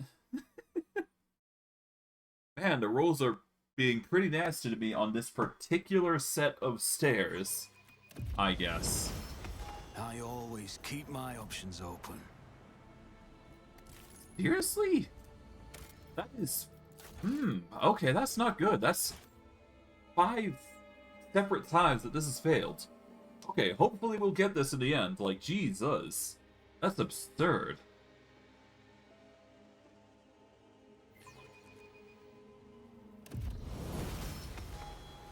Alright. Just as I The planned. snow clearly slows the trail of a body being dragged down and reveals several pairs of footprints. Looking by their human shape, none of them belong to a human. As expected. Alright, Yerletz, we want you to back up, so we're gonna put you in cover, most likely, and obviously... Interrupted my thoughts. Yeah, obviously Fight that Vorg is gonna take the fortune frontal favor the assault bold. here. Let's do this. Hoorah! Okay, interesting choice. Let's do this. Drukhari have nothing on me. Your disgusting presence out of existence. Fear me, monkey. Alright, I'm gonna get into cover here, I guess, and we will begin. That way, it's gonna be very hard for them to actually chase after us. The Chimera are gonna go after Yerlet, as expected. They are not ready for us, though.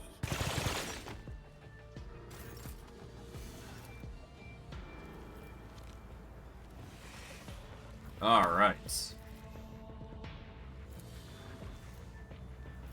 Let's start with a burst fire at you. Rise before crossing me. Alright, let's activate Reckless I'll make Rush it happen. and Wildfire. There we go. Can't really aim for you, but we can certainly do a number on you, I would imagine. But first, we're going to aim for this guy here. But before we do that, we should probably do Rapid Fire.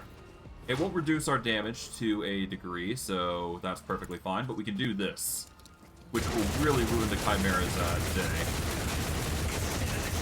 There we go. And then we will do a run and gun here. And then just pot shot this guy. Ah, we dodged. Damn. Alright, that's fine. They're gonna try and hit us, but thankfully we're just gonna be fine. We're gonna put Yerlet over here. She can't be targeted in this position, so that's kind of the hope here. And these guys are gonna be...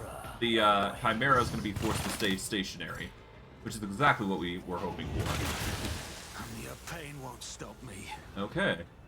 Took a little bit damage, but it could be worse. In fact, did I actually... No, I didn't activate the benefits, but I still got ballistic skills, so... Why not? Okay, let's activate some burst here. In fact, let's activate Reckless Rush first, before we do. I'm going to pin myself up to here, so that way I can deal with the sharpshooters properly. There we go. I'll make it happen.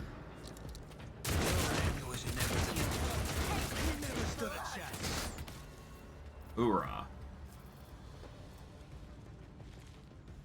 We're going to do a Wildfire. We'll activate Rapid Fire and Concentrated Fire here to really ruin their day. There we go. We're going to aim for the Chimera here. Ooh, that's a lot of misses. Oh well. And then we are going to entrench here. Well, actually, we activate Cautious Approach here. Swap over to a sword. And entrench. This will increase our cover efficiency by doing that, so that's good. Okay, they're going to try and do some shenanigans to try and combat me, but to no avail.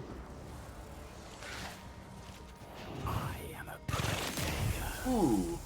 Ended up hurting his own guy. That is not cool. Well, for him, anyways. Alright, let's burst fire this guy down. It's as good as done. Unleashed my fury. Alright, activate I'll Reckless see to Rush it here. personally. Who if not Wildfire. me? I'll Activate make it Rapid happen. Fire and Concentrated Fire. It's as good as done. There we go. We're gonna aim for this I'll boy see to here. it personally.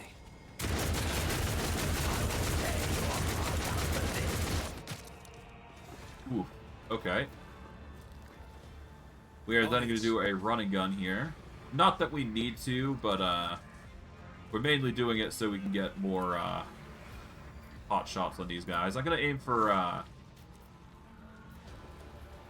going to aim in this general direction so I can get the Cosmolite sharpshooter mainly.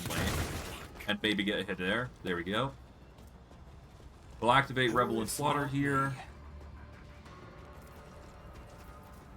And then we will activate Rapid Fire. Swap over to the Sword and Board as we do.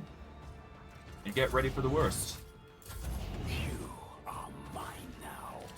Alright, the Chimera is coming in, but to no avail. We're just that good, combat-wise. Alright. Let's activate Steady Superiority here. Activate Cautious Approach.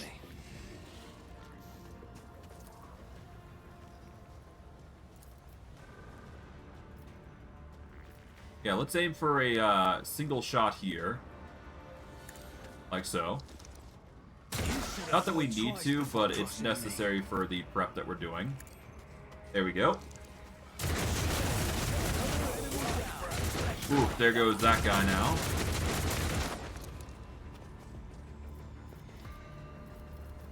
I'll make it happen. Activate this.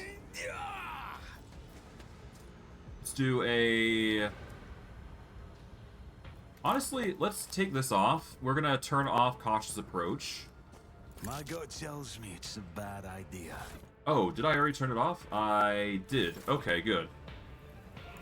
Yeah, I'm gonna rush over here then. This could be an opportunity. There we go. We'll just get an AoE here. I refuse. It's as good Bought a as swing. Done. There we go. That was easy. Alright, we're gonna rush, What could my twisted kinsman possibly be seeking in this ice silence? I have no idea, Yerlet. But I'm sure you will be able to figure out what's going on.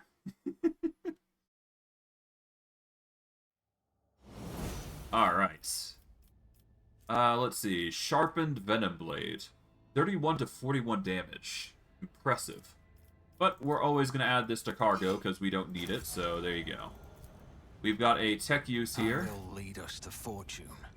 It's going to be a 70% chance of check, but we did manage to save at least, so that's good.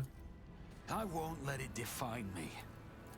Success is the only outcome I accept. There we go. I do believe I get the experience all this... Well, I don't get the experience for the check, but it's fine. Grab Is these. there money to be made? Grab the Beastmaster stuff. We don't need the Splinter Pistol, so we always add that to cargo. There we go.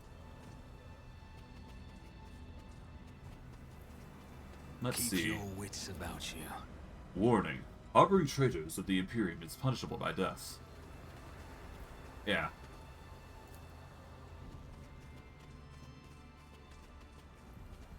Okay, we're gonna save here, because we gotta go up here. I'm gonna have my... Well, I guess before we do that, we should probably go this way. So that way we can actually deal with the Xenos threat up here. Let us not So we might as well be thorough about it. We're not gonna go down here, because that will lead us into another area that we don't need to be at just yet. 55 to actually disable that, so let's prep it. We're gonna save for this occasion, because it is a 50-50, give or take. And hey, if we succeed, we succeed. If we don't, we don't. That's how it's done. Boom. And for it, we get no experience, but that's fine. We got an unsealed letter. I always have a backup plan. Oh, there is a trap here. We will save just to deal with it. You never know. You never know. Alright. I have a nose for profit and a taste for adventure. I will lead us to fortune. Rise to the top. Okay, that's a load. Or you're left in the dust. Yeah, let's load that, because I could easily do better.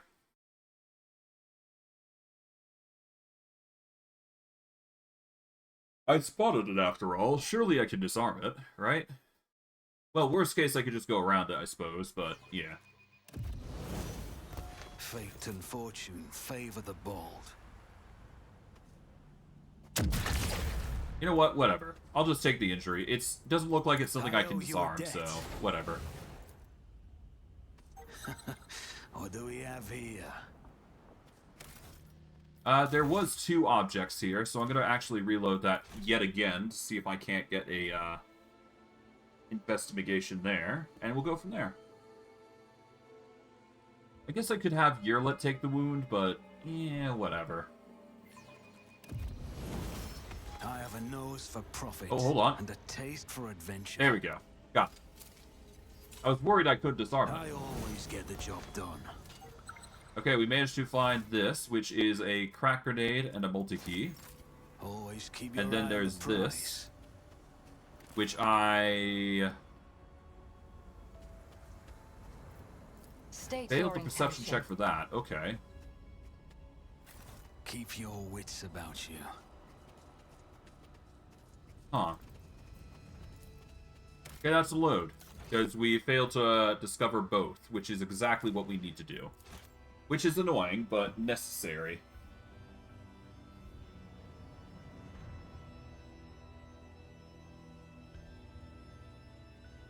I'm doing it for the sake of loot, in this particular instance. Okay. I will lead us to fortune.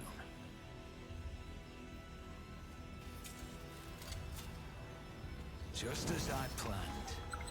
Okay, there we go. That's 1. This could be There we go. That's 2. Perfect.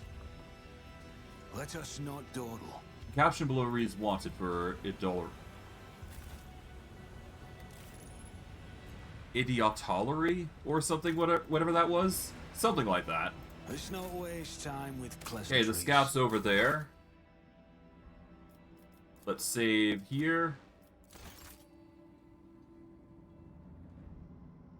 Let's swap over to a gun, because that's what we usually arm ourselves with when we come to combat. Sakaris, you went too far. The monkey will be off to his ancestors now. I granted him 24 non-lethal wounds. He will have time to enjoy his suffering.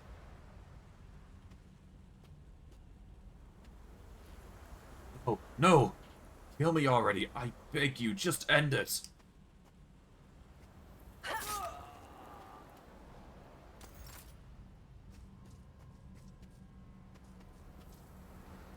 Yeah, I'm here. I haven't gone anywhere.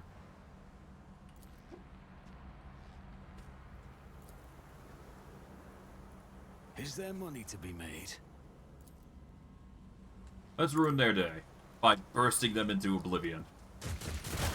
Hoorah! I'll savor your suffering. Alright, let's get into position. Let's start by posting ourselves up right here. In fact, I'm gonna post it right here, actually. Yearlet, you just want to go into full cover. We don't want you actually engaged in the fight, so... yeah. The scout is just going to remain stationary in the back, so no need to provoke him any further than we already have. I guess we'll move over here. There's no harm in just being positioned differently. Alright. I'll see to Let's it burst personally. these guys down. Okay, we're gonna activate Reckless Rush, Wildfire, to get even more damage in.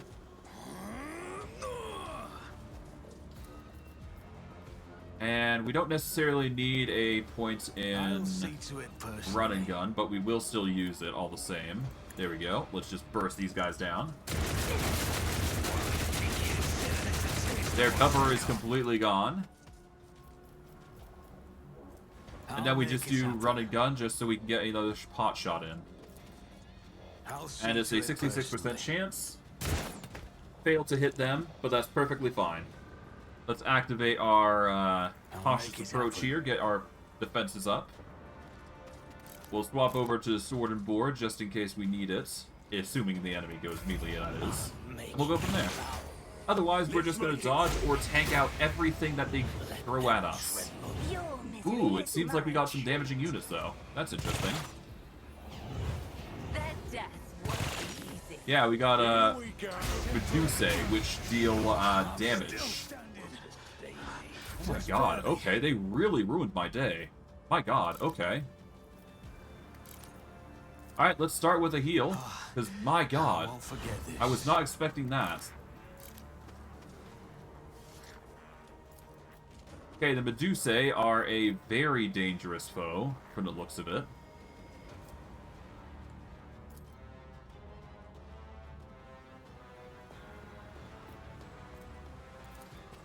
Alright. Well, let's hope we can survive, I suppose. Because these guys are going to be dealing warp damage, which is not cool.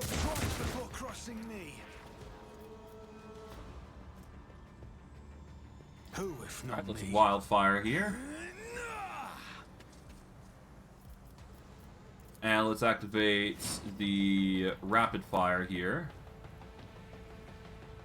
And go ham.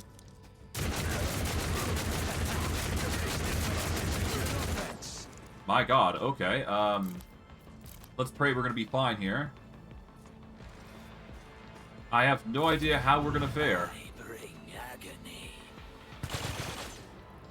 We'll be able to dodge most attacks, but yeah, these Medusae are gonna do Everbrights, which deal 27 damage. We might go down here, actually. Huh. This is probably a first for me, having to deal with certain enemies like this. Huh. And we go down from that. Okay, so that's a load. Okay, that's the first load in a while. Interesting. It has been a first time in a while since we've had a incident like that. That's fun. Okay, so so as expected, we have problems with warp individuals. Unfortunately, armor does not protect against their defenses, but thankfully we should be fine. We just have to overcome this issue by either excessive firepower or something else. Either way, it's gonna be a violent dash to victory. I always have a backup plan. Okay, we need to make sure that we are targeting, I know how to take risks. we need to make sure we're targeting this Medusae. We're gonna have to spam healing, obviously, if we want this to work, but we'll make it work. Keep my options open.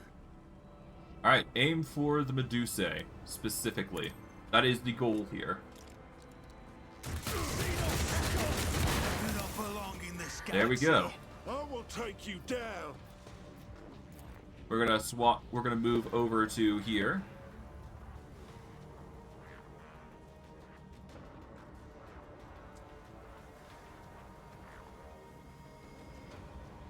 There we go. Pain is all. I've got things in anticipation. All right.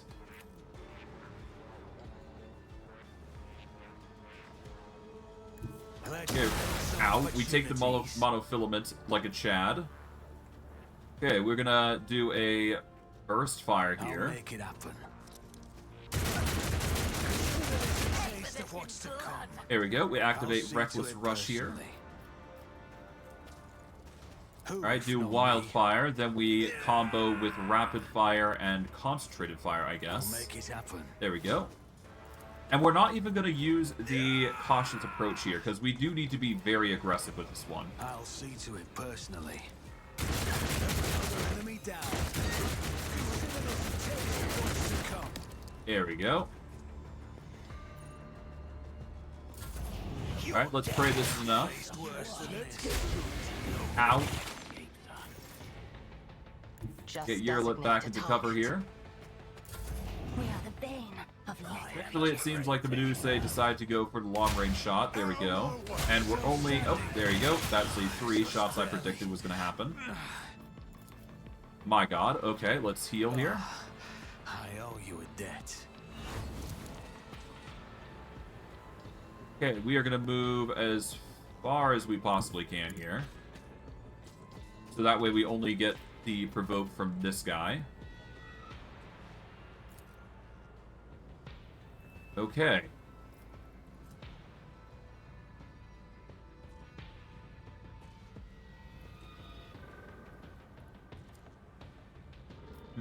How do we want to do this? Let's do Reckless Rush here.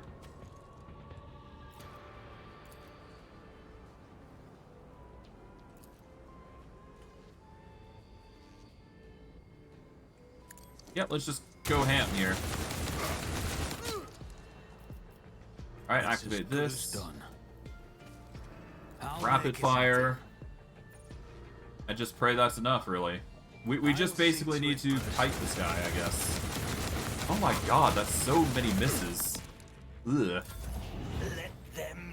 Alright, we just need to make sure the Medusae is having a rough time of it, trying to chase after us. As long as one of them doesn't... Yeah, as long as we avoid it, we should be fine for the most part. A temporary setback. Alright, thankfully, the healing comes in clutch. There we go.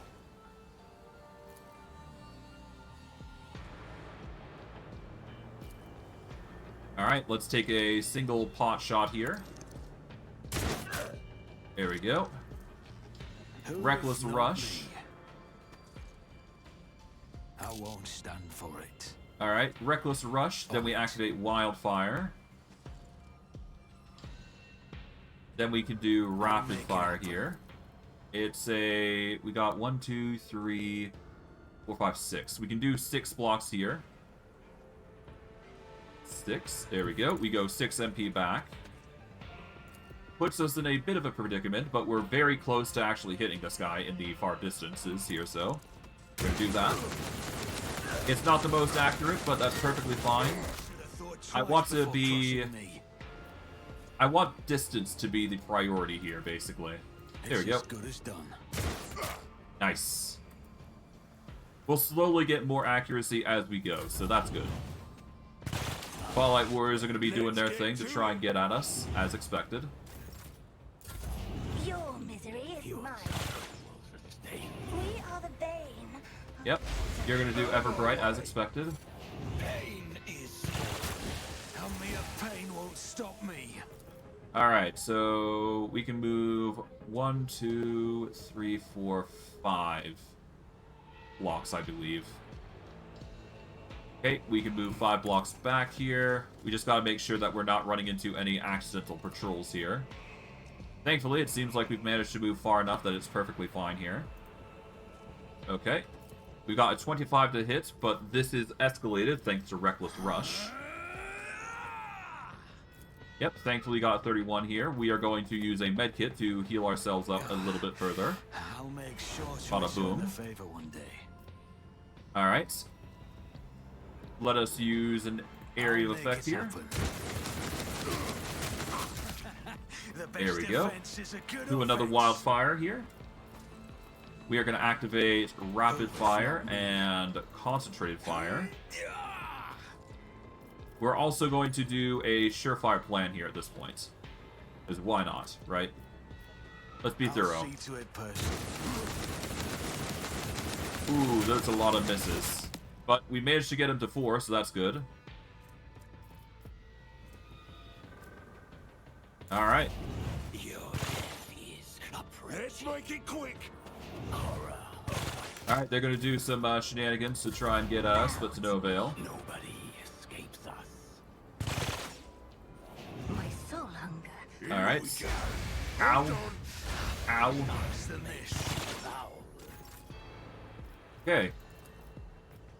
I owe you a Now the debt. question is whether I'll be able to overcome these guys. I'm gonna save here, because this is a hard maybe. We're gonna save under pain, because this is a very painful situation. But I do believe, now that I am at my current prime here, we can activate Reckless Rush here to get into an advantageous position here. We're gonna move up to here, specifically. There we go. We got an 88 here, which is an absurd boost. So all we do is just burst down here. Nice. We are going to activate... Ooh, we can go to the Medusa here, I think. Or at least I'm hoping we can. No, we don't have enough movement to get there. We can do a run and gun, though, just to get ourselves a little bit closer. But I do suspect that we want to go here. So that way we can start slicing down the enemy here. Because that way we can do a slice here. You never stood a chance. Here we go. We can then do a wildfire to follow up. Swing and deal to the warrior. And while we can't increase our defenses, we can certainly increase our potential for damage. Let's get to Alright, the Medusa goes in for a point-blank strike. My I kind of predicted that would be the case. Your end was But yeah. inevitable.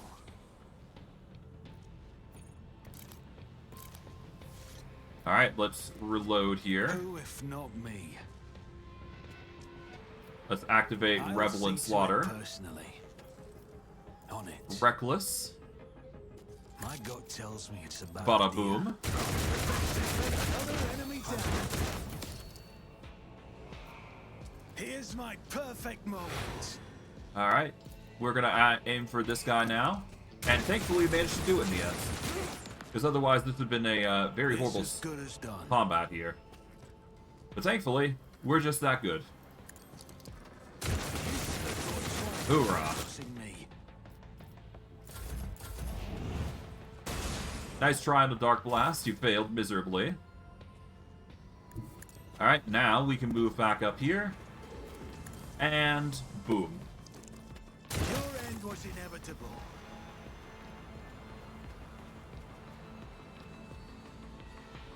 Dear, is that you? God Emperor have mercy, they put that thing on his head. Be quiet, Cleon. What are you talking about? The God Emperor has sent us his envoy. We're gonna make it, you hear?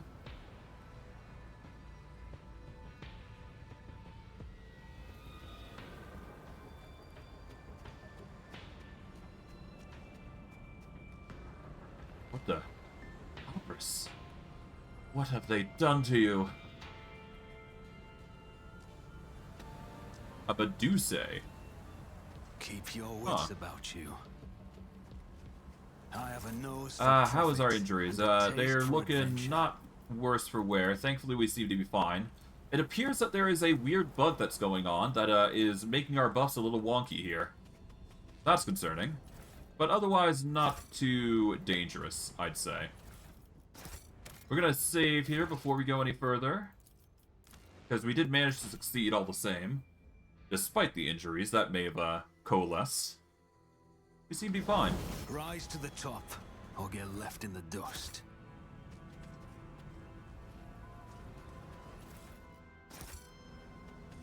Alright, let's talk with this scout, I guess. Why not? That was done Always for, but keep the Emperor your eye on protects. prize.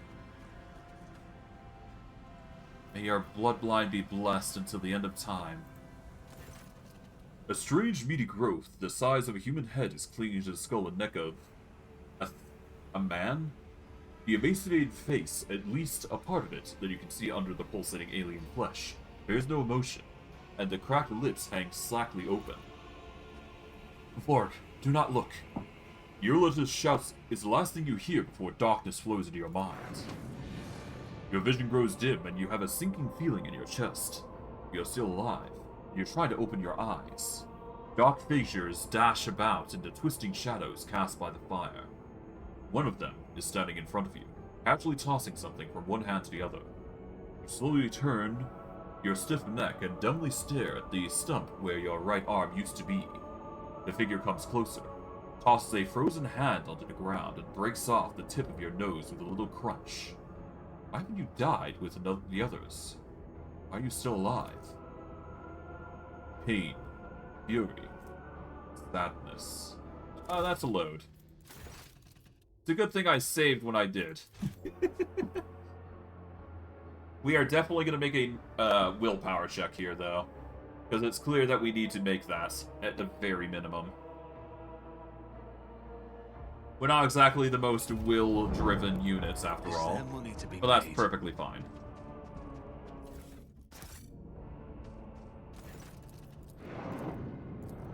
Okay, that's a load. We'll get there eventually, we'll get there. It's just a matter of time. It's a low chance, given we have a low willpower. Which is the unfortunate thing with our character. We have a low willpower, that sucks. Open. Oh well. Frightened, cold, hurt, and aching to flee, but these feelings are not yours. You concentrate your will to shrug off the unbidden emotions. Impulsion receives. You once again see a man caught in the clutches of a disgusting parasite. The illusion is gone, but inexplicable anxiety still lingers in your soul like an aftermath of a particularly bad nightmare. Alvarez, can you hear me? Alvarez! Fear grabs his sagging shoulders with the stubs of his fingers, but the creature does not move. I'm begging you, Heavenly Envoy, do not kill him, have mercy. This is Alvarez, just Alvarez.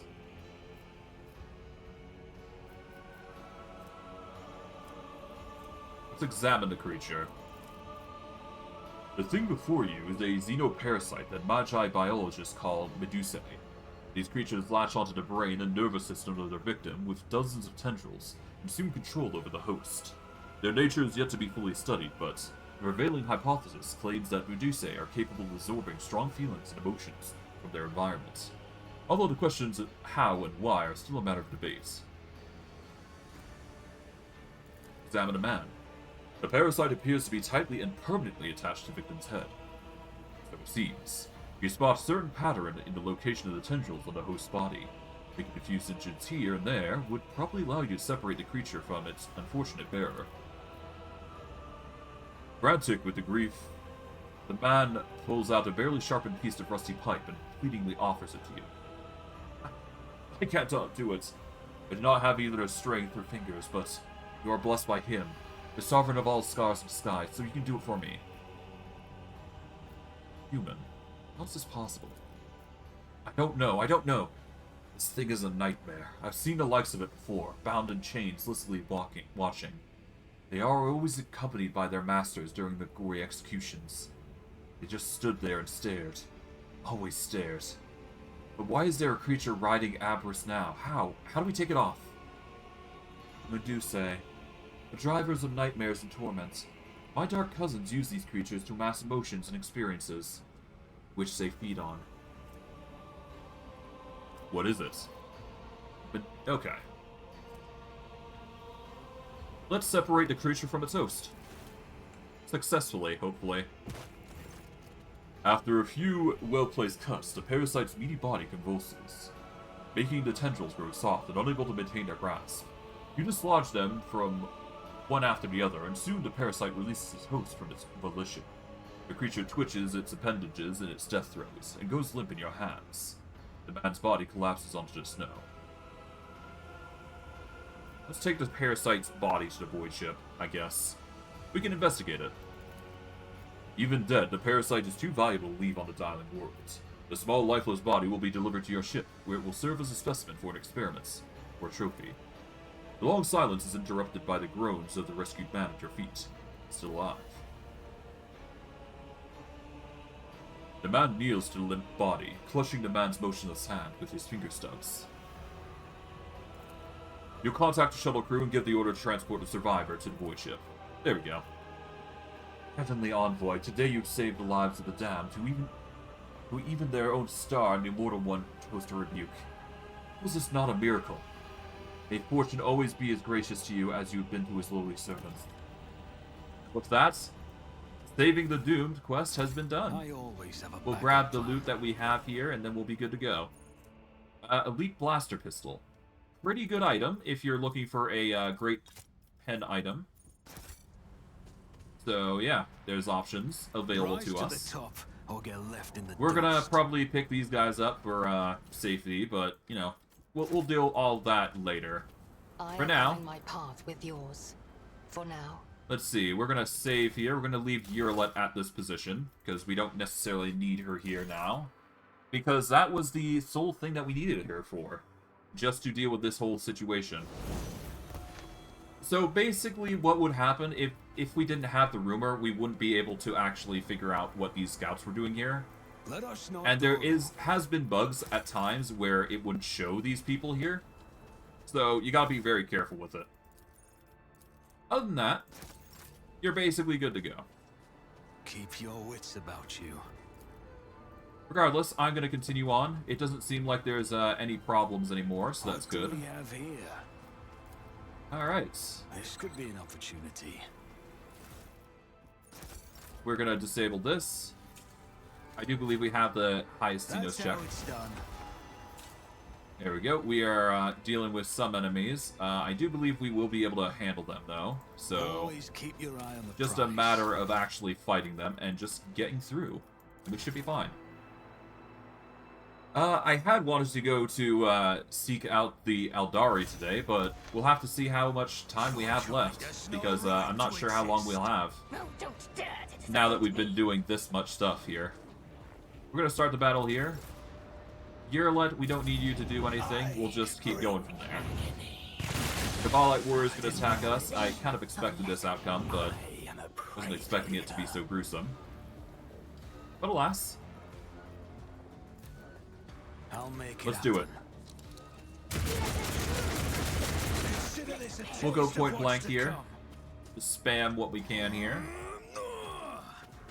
I'll see to it personally. Alright. I'll make it happen. Revenge will be delectable. Alright, let's See to activate it this. personally. Activate run and gun. So that way we get 4 shots, so that way we can mitigate our toxin. On it. Consider this a taste of what's to come. Alright, there we go. We swap over to cautious approach here. We are down to 2 medkits, but that's fine. We'll swap to a sword. And we'll go from there. These guys are gonna have their time. They're gonna have a rough time, if you will. And we'll see how we fare. Worried about the psionics, but it could be worse, to be fair. My mastery It seems is we're gonna be fine, though. unforgettable. Yeah. Both of these guys aren't really psionics, so that's good. For us. Okay, we can attack this direction, and we should be fine. Activate Reckless Rush here. Who, if not, we never stood a chance. There we go. Tenfold. Do a wildfire here.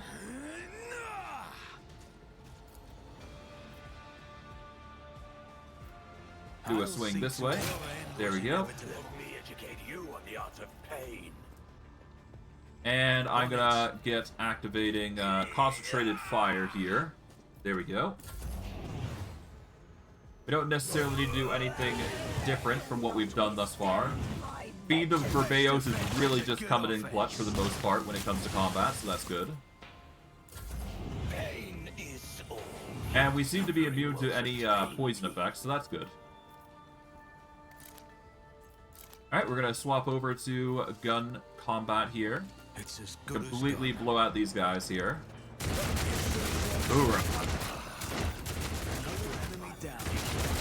Ooh. Alright, there we go. We're gonna activate I'll Revel and see to it Slaughter here. personally. We'll activate Steady Superiority. You should feel honored to witness this. We'll activate Wildfire just to give ourselves a big boost here. We'll aim for the one right in melee. Alright, we're going to activate a single shot here, just so we actually get some points here for versatility coming to clutch. The best defense is a good offense. Alright, we will activate run and gun here. Activate Reckless Rush, so we double our points. And while not necessary, we will go over here, avoid the attack. That way we can just position ourselves in a better position to really ruin the day of these guys. And we'll aim for this guy, I suppose. Why not? There we go. Let's see, what do they do? They're going over forward here. The rack goes there, as expected. Whoops. I meant to actually do something there, but I guess I missed my chance. Oh well. There we go. Whatever. Okay, we can target you. We can target this guy. I guess we'll start with you.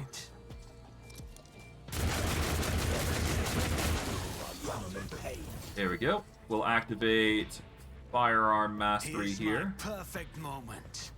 We'll turn off Cautious Approach. We'll do Reckless Rush so that way we get into a position. There we go. And just completely demolish the rack. There we go. But yeah, no, that's how devastating you can get with a single character, if you know what you're doing. I wasn't worried about later levels, but the only thing that we really got to worry about is obviously, like, psionics and all that. But that's just the norm, really. If you're dealing with psionics, you always got to be careful, unfortunately. That's just how it goes, really. But alas, we'll make it work. Incubus Clave, we don't need that, so we'll add that to cargo. There we go. I always keep my so we're going to get a bunch of Xeno stuff, I do believe. That's going to help us a lot for the future, but yeah, for now we should be fine. For here, though, let's just investigate as we go. Rise to the top, or get left in the dust. It might be reached with proper climbing equipment. Okay. We don't have any proper climbing equipment just yet, but we can always get some eventually. Not like it's impossible, after all. I assume that we'll find some as we're exploring around here. Either way, we'll be fine. Success is the only outcome I accept. Okay. Is there money to be made? Anything over here? Not really. Reloading is a straight route to the Underhive. Yeesh. Yeah, no, it just goes to paint how bad the systems of control were here. It's not exactly ideal. There's like no freedom here. No sort of mercy is going on here. Whereas we prioritize the Emperor's mercy, I always have a backup plan. Cynthia, or whatever her name is, prioritizes the Emperor's wrath. So, not exactly the most ideal group of people to be dealing with. My options open. Oh well. We've dealt with it in the end, so that's good. Let us not dawdle. The only other thing now is to go on inside here to the athletics here. Shell name 90X VV55. Okay, there is stuff here apparently. We've already done the thing here, I do believe, so that's good. There should be loot somewhere here. Keep your wits about you. I do not know where it is, but whatever. I assume I've already looted it, so whatever. I assume it's just a visual bug. Or get left in the There is more to meets the eye here, though. We've got this thing up here that we still got to do, so I'm gonna get ready by saving here and then going up. and then engaging the enemy as we do. Because that's just how we are. We are very aggressive against Drukhari. Just as I planned. May the faithful partake of the Emperor's immortality and find a solace in his crimson embrace. Let us Spread not the word, dawdle. brothers and sisters. The feast has begun. Huh. Okay, there's a few other things. A gold-framed data slate. Jervis, may the Emperor guard you with his grace. Grab Argente and Goltana and flee the cursed world as soon as possible. Left a writ of passage and some savings on our secret cache in the Spire of Pride, and one of the wanted posters. May the Master of Mankind bless Arceus for his assistance. Okay. So under one of the posters there is just basically more rep. But, yeah. We can clear the ice and we should be good.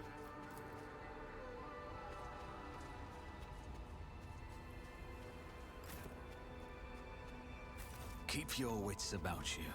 Alright, but other than that, we just need to make a demolitions check here to burst through the ice, and then we should be good. That shouldn't be too hard, all things considering. We will save here, and let's burst through. That's how it's done. Alright, we get some experience for the success, and then we are going to the Spire. To take risks. Let's do this.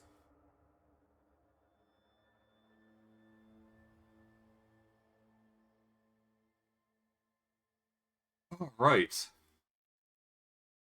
Let's pray we are strong enough to deal with these threats in here. Fate and fortune favor the bold. Rise to the We can top clear the or makeshift you're left in barricade the here. dust. That shouldn't be too hard. That's easy enough.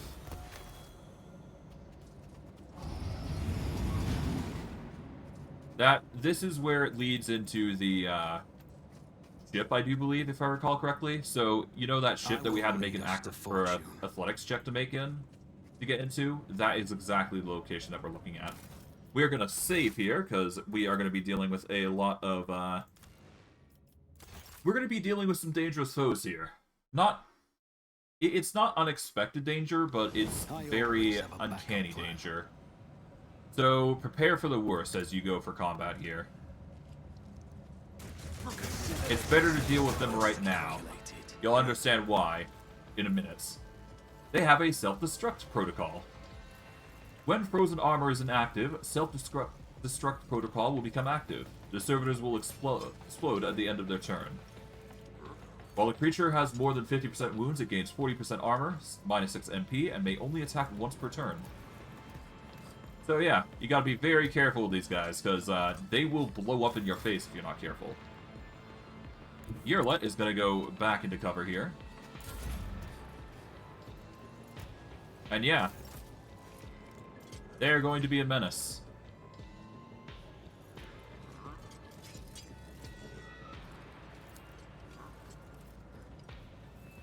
Okay. On it. Let's just blow them up as much as we can here. Or deal with as much damage as we can, that is. I'll see to it personally. Activate this. Activate Reckless I'll make it Rush. happen. Rapid It's Fire. as good as done. Who if not me? Consider this a taste of what's to come. And bada boom with a run and gun. Gonna run over to here. Don't let your guard down. There we go. And pot shot. The best There you go. defense is a good offense. Let's see them move. Ooh.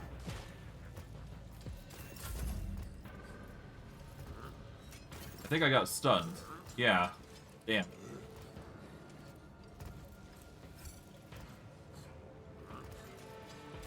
Okay.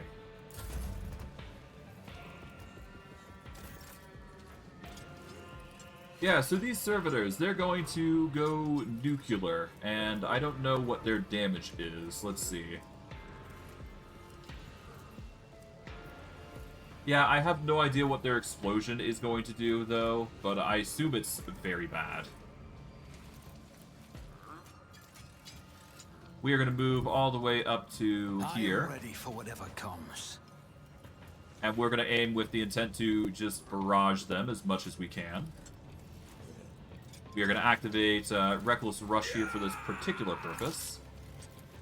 And go ham. Consider it a taste of what's to come. Okay, activate our buffs here. We're going to do Rapid Fire and Concentrated Fire here. Alright, combat the hell. Alright, run and gun here.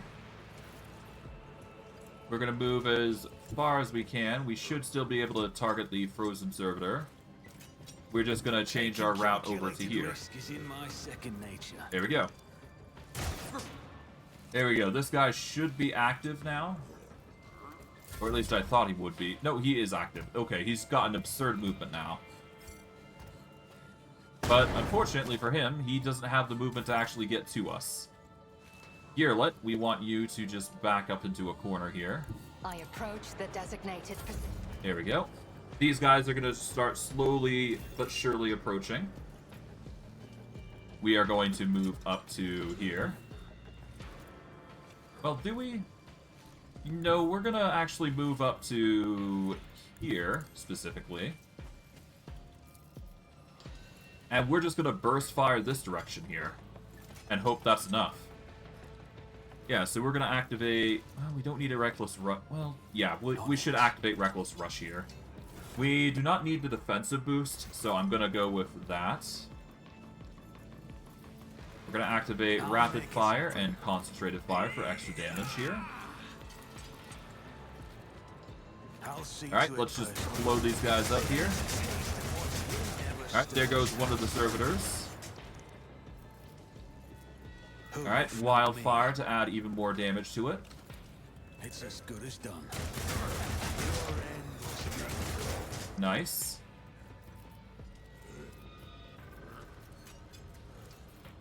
And we're going to use Entrench here, even though we don't have cover here. That'll end our turn, but we'll save some AP to work with. Alright. Activate Reckless Rush here. Rapid Fire and Concentrated Fire. Alright, blow these guys up.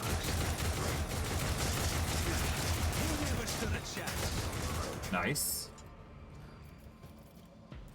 Alright, we'll activate this. We will activate Wildfire to act here. There we go. We're going to focus on this guy here. There we go.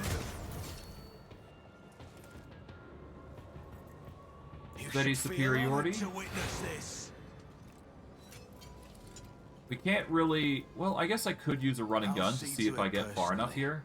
Yep, I actually do get far enough, so I can actually swap over to sword and board here. So I'm actually going to do a movement here. And then we'll swing like this. And do it again. Guarantee the kills. There we go. And we just avoided the explosions, period. So that's nice. And thanks to the destruction perk, we are actually doing a ton of damage as we do. So that's nice. That is a nice boon to have, if you will. But alas. Being swole comes at a cost, as we usually do. But alas, we should be fine. I always keep my options open. Alright. From there, we should be fine. Let's see, what else do we have? We've got a bunch of stuff here. Let us not dawdle. Alright, here we go. A recorded sermon, we'll grab this. Not that we actually need it, but hey, it's there. Keep your wits about you.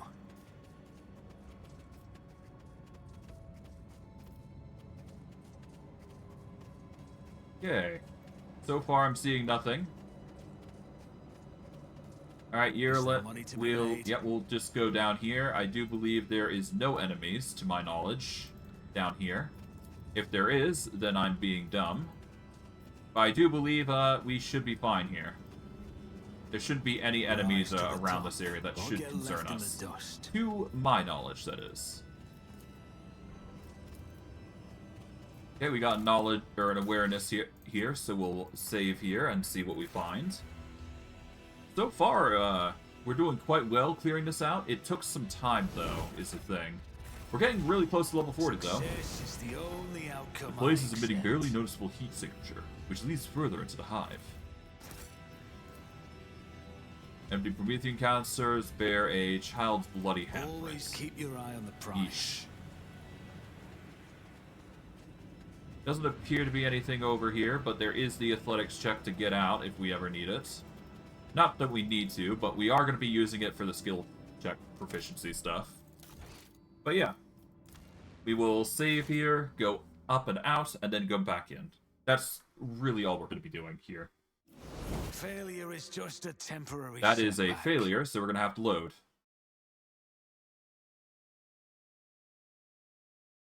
Okay. Well, alas. We should be fine. Yeah, we are fatigued because of that. We don't want to be fatigued, so that's why I saved.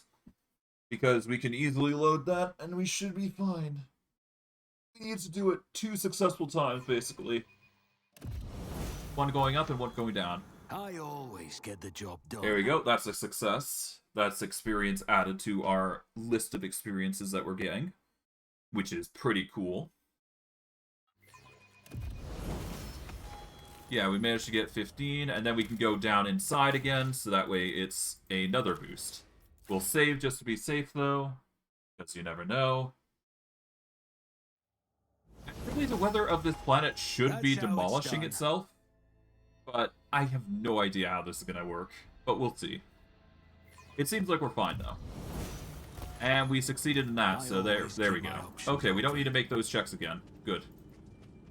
We are going to head off over to here. And we just need to go into this area here. We shall save. And open this puppy up. Or try to, anyways. The door doesn't give. Something is blocking it from the other side. Yeah, to be fair, it doesn't look like I guess ice is blocking it, I do believe. That would be the only thing I can think of, anyways. Alas. We've done quite a bit, I'd say. Let's see if there's anything else around here. I don't think there is. But it never hurts to be thorough and look around just to make sure. You'd figure there'd be something else here, but I guess not. I would assume the chest here is something, but yeah, I guess I'd fail to check. I don't really want to go reloading it, so whatever. Alright, let's get out of here. We've basically explored the area to its utmost extent, and we should be good.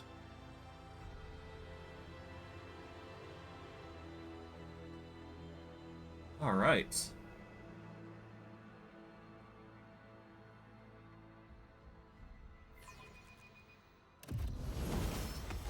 Always keep your eye on And the prize. with that is the area cleared out for the most part. There is a bit of loot here, apparently, that I missed. I don't know where I missed it, but I guess I did. Yeah, no, it was just a corpse. Nothing too crazy. Yeah, all he had was a medkit. Nothing that was gonna really affect the run. Alright, but yeah, no, that's everything. There is, of course, this. I'm gonna see if I have the, tools to actually climb up this, because I do believe it actually does provide you some resource. Yeah, we don't have climbing equipment, is the downside, so alas, we will take our L there and leave. There is no more things for there. But if you do manage to come across some climbing equipment, you can actually go there and pick up the item there. Or there should be items in there that you can procure. Or something like that. But regardless, we have done with the area here, and we are basically good. Let's get out of here, and we are basically good. Alright, we're gonna warp back to Crude Arc here. I've completed the highest tier colony project on each of my planets. Nice. Thankfully, we've returned to real space. Good. We are going to save here. And we're gonna see what else we've got. I've been slowly getting more achievements because I've actually been leveling up some things, but I digress. We don't want to go to... Well, I guess I could go to Void Ship Management. Let's see. What posts do we need to upgrade, if any?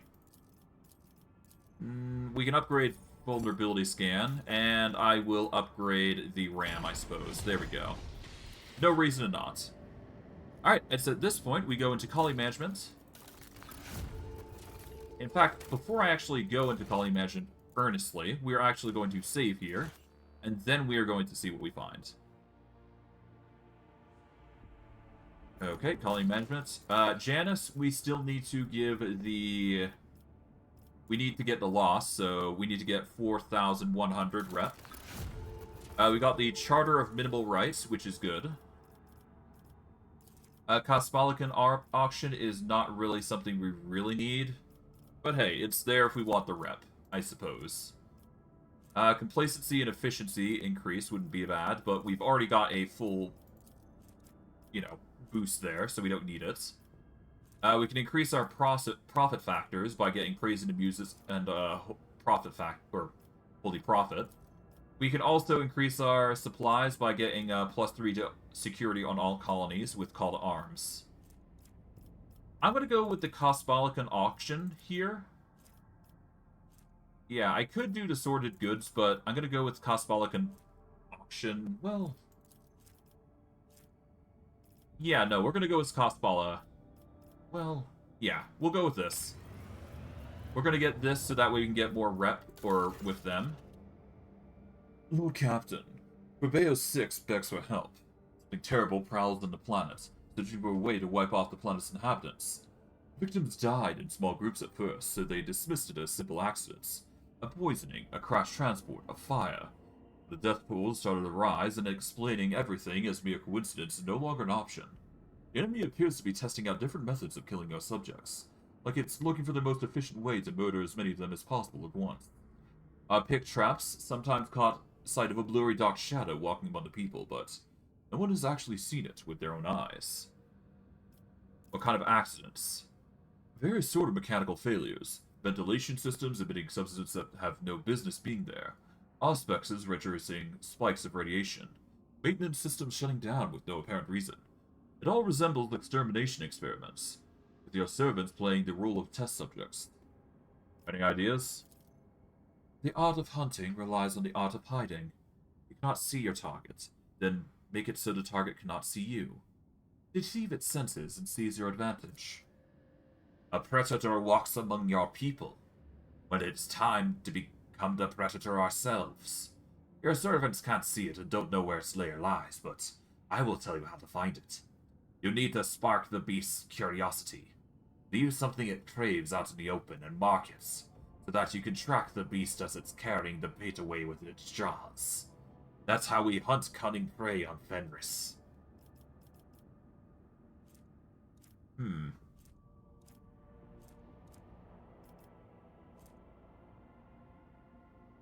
Yerler makes a good point. Find some effective disguises against our foe and wait for it to strike. May the hunters find patience. The colony's overseers experimented with several means of disguise, but did eventually succeed in hiding themselves from the eyes of the mysterious foe. The guard whose unfortunate lot was to keep watch inside of an air purifier spotted a strange shadow right between the working mechanisms and the lead cover. The enemy had grown careless and finally revealed itself. The brave guard raised the alarm, wounded the creature, and fell in battle, but his comrades managed to chase the beast away. Cornered in its den, the monster fought its final battle and was slain. It was a terrifying Xenos with a metallic skeletal body and a single emerald eye.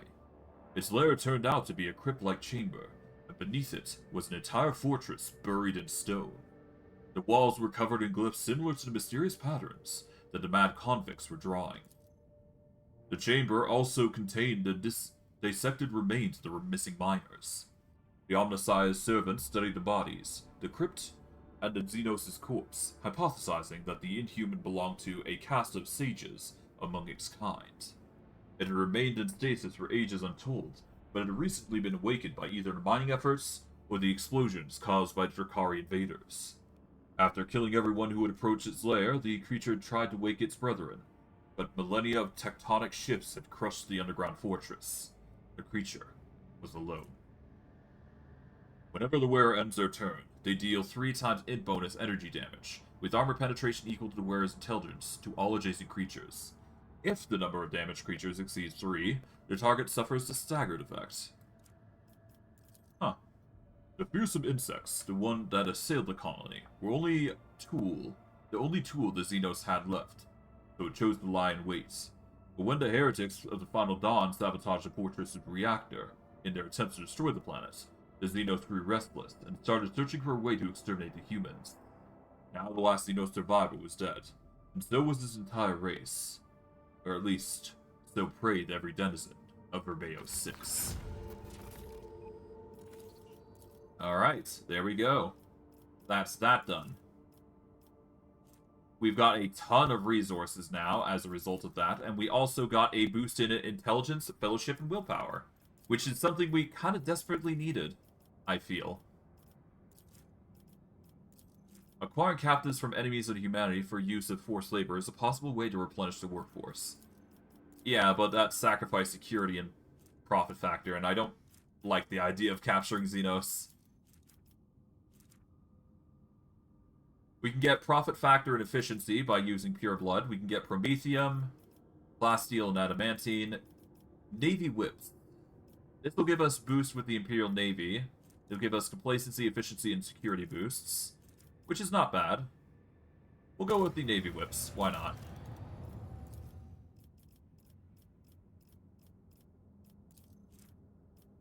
Okay.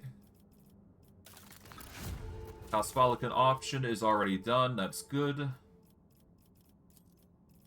I guess we're going to go with the... Yeah, let's go with the Militia Navy so we get more Imperial Navy boosts. This will help us by dealing... This will also give us a 3% cooldown to ultimate abilities, which is nice. Let's execute that, I suppose. That will increase our security. We've already completed it, so that's good. Alright, this is obviously going to take time to do. But that's to be expected, considering we need more rep there. But hey, now we get to choose 2 more. I guess profit factor is the most important here. We don't exactly need security for all colonies, and we don't need complacency or efficiency, to my knowledge, yeah. So we're just going to go Holy Prophet here. Or Praise and Amuses first. And then Holy Prophet. Boom. Oh, we can do both. Why not?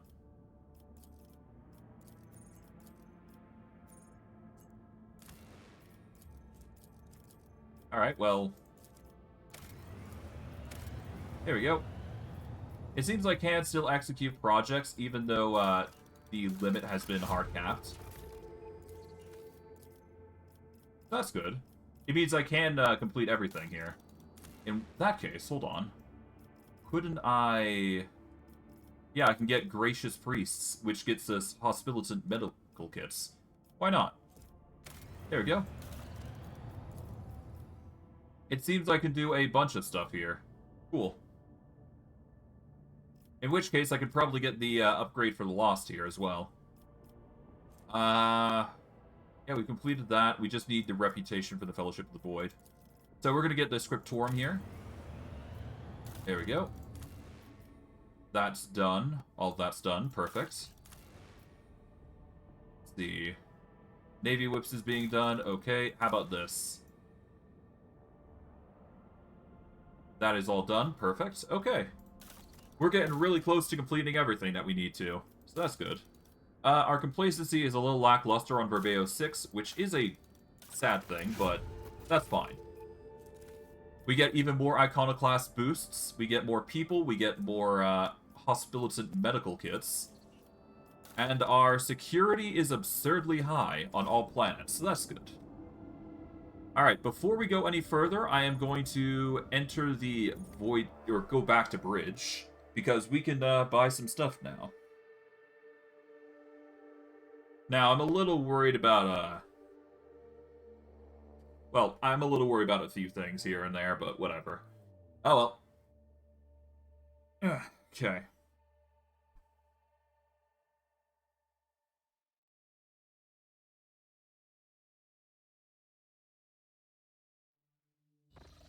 Alright. Let us go to Generous Danrock here. Let's order some stuff. Okay.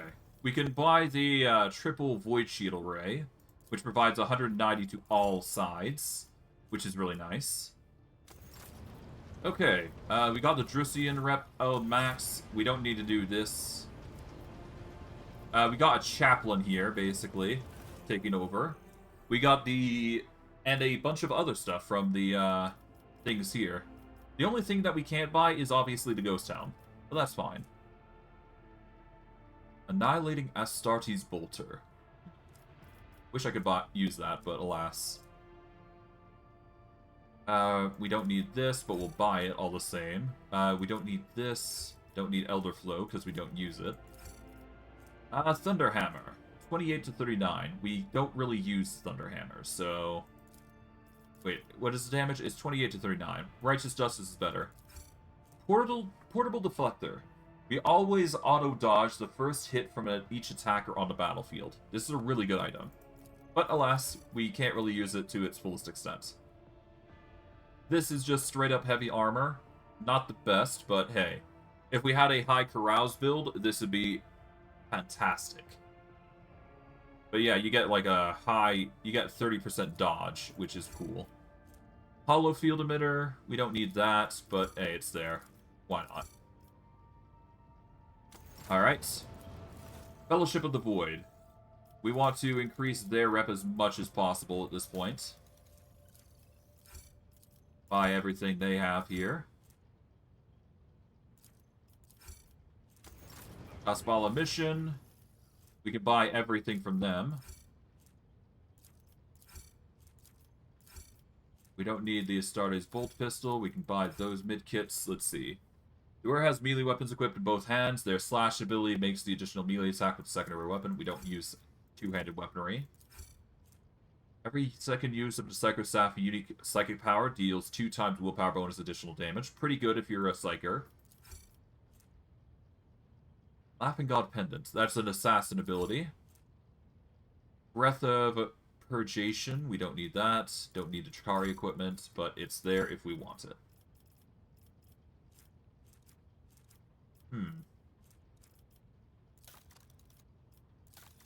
Alright, but yeah, we can trade whatever left is here. Oh, we can still get a few more things here. We'll buy these. Not that we need them. Okay.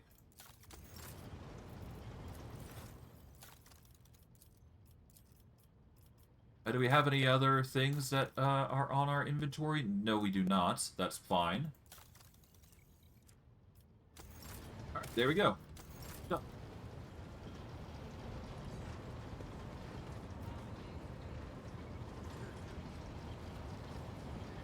Alright, and with that, I do believe we are basically good. Alright, we're almost done. We just need, well, we're not almost done, but there's plenty more where that came from. Now, if I recall correctly, in order for us to continue the journey, we are going to need to go to the Nameless Star. And for that journey, we're going to need to warp over to the Silence of Merciful. And we need to warp over to Langgreen's Belt, so we need to go to Tekelos Epsilon. Warp here. Oh, hello. It seems like we got some stuff here. Interesting. Let's see what's going on.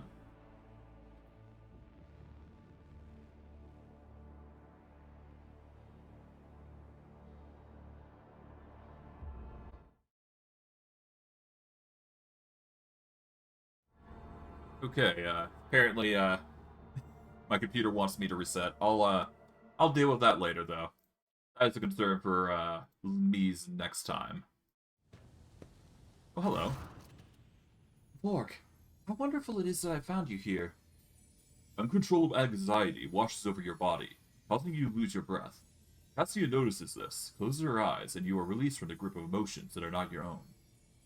Please forgive me. My powers are sometimes too insistent in their attempts to break free from my control. You have made great strides in learning how to keep them at bay. I commend your perseverance. I came to deliver good tidings. I've spoken with the House of Navigators through the Atlas. Of late, I can feel the increasing clarity of how the connection is growing stronger. Despite the dissonance in the midst, House Orsilio has been able to keep a precarious equilibrium, thanks in part to your unexpected arrival on Urac 5, and the resolution of the conflict at the Dargonis reception. Not all Orselios concur with your decisions, but none can deny the impact that you and no one else had on the House's present state of affairs. Cassia nods gratefully, lowers her gaze, and claps her hands together. There is more that I wish to tell you. It's about the visions I have come to experience at an increasing rate during warp jumps. The same visions come to me again and again and again. It's as if I'm going mad. For you see, these visions are about me, the Atlas, and Tisiphon Orselio, the House's previous Novator. I've seen Tisiphone's experiments, the ones that involved the navigators from the Sahela branch, which she was rumored to have destroyed for disobedience.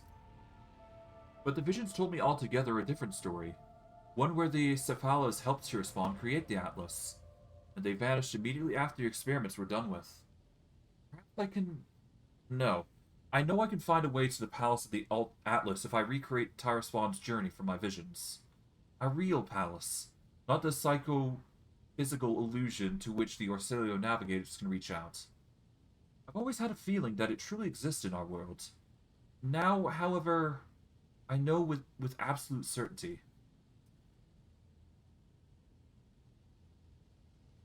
I have been informed that House Orsilio will soon convene its Grand Council. Would it not be best to wait for it to finish first? I cannot shake a certain foreboding about the upcoming meeting in the incorporeal palace of the Atlas. Troubling mirages have plagued my mind for so many nights now. Voices calling and cursing my name, and the more I use the Atlas, the clearer the visions become, the louder the voices grow. And the further my powers wane. I'm certain that all of the house is experiencing the same, for all of us are connected. I can sense my family's fear. House Orsilio is doomed to perish in darkness, should I fail to discover the reason why the Atlas is weakening. And for that reason, I believe it is hidden somewhere in my visions of Tirspawn. Or Tirspawn, rather.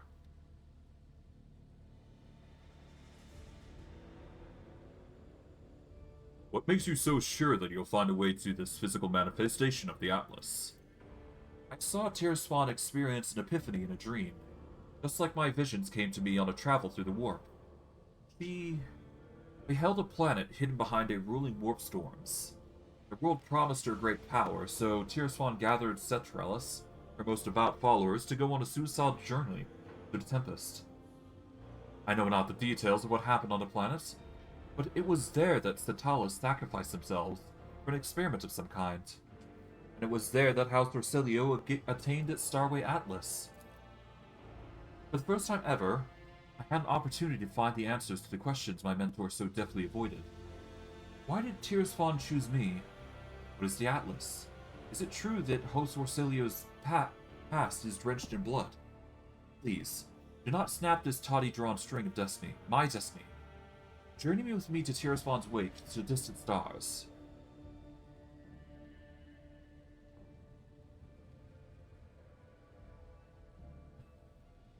Very well.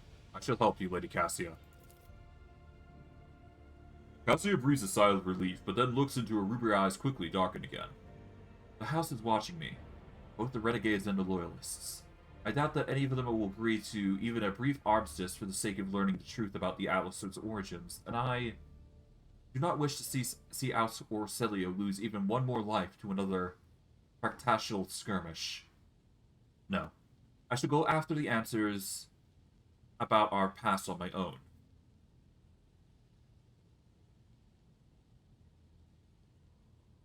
Then it's best we go alone. Cassia's shoulders relax a little. Thank you for understanding, Rogue Trader. And now permit me to take my leave. I must start preparing for the journey. From what I've been able to glean, we must first travel to the Orselio prophecy system. Odd, that. Could be that the historical records are lying, and Kalen Orselio is not whom the star system named after.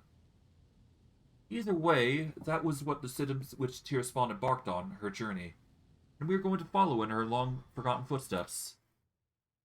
We won't be doing it now, but that is certainly something that we could do, to say the least. Okay, it seems like we got most everything sorted out here. We got a bunch of stuff here and there, but nothing too crazy.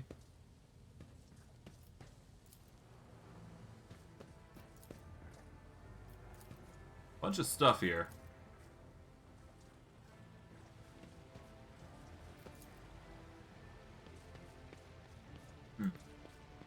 There's a lot of things here and there. Alright, let's get going, I guess. I think I'm basically good to go here. I'm just checking the, I'm just checking here to see if there's anything too crazy going on. There isn't. There's nothing, really. So, yeah. Let's get the heck out of here.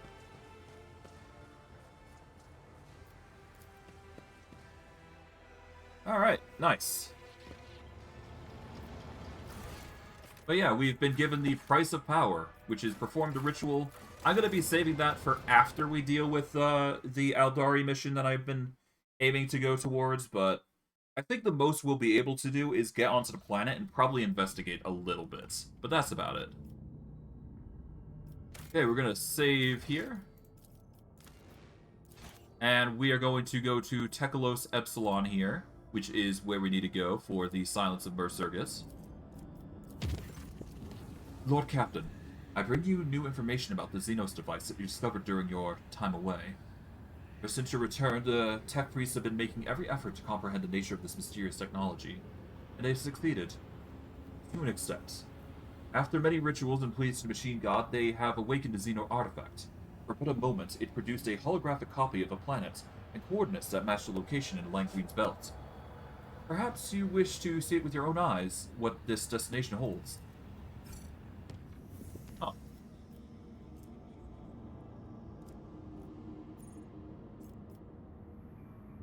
Okay, so the Langween Belt. Ah, so this is the connection. Yeah, the Orselio Prophecy has a link over to Sagrenos Mundus, which is okay. I'm going to need to reduce the difficulty of warp anyways, and these two planets are going to definitely be worth it, but we'll worry about that later.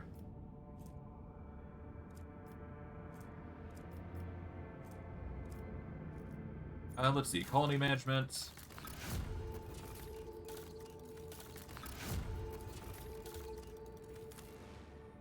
Okay, has this completed for the most part? Nope.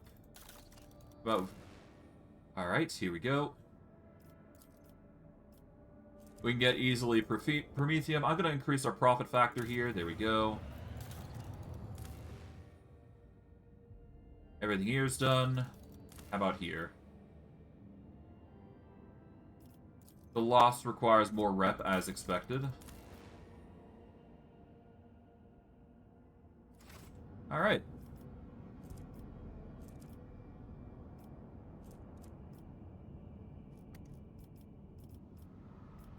Okay, so we need to look for the belts.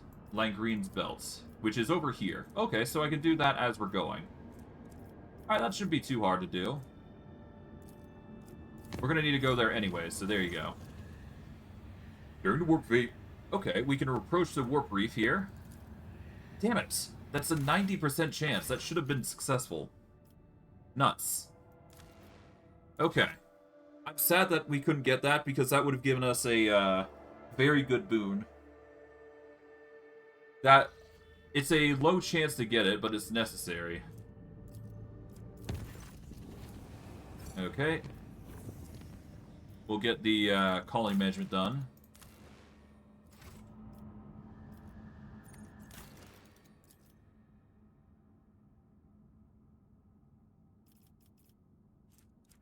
Okay.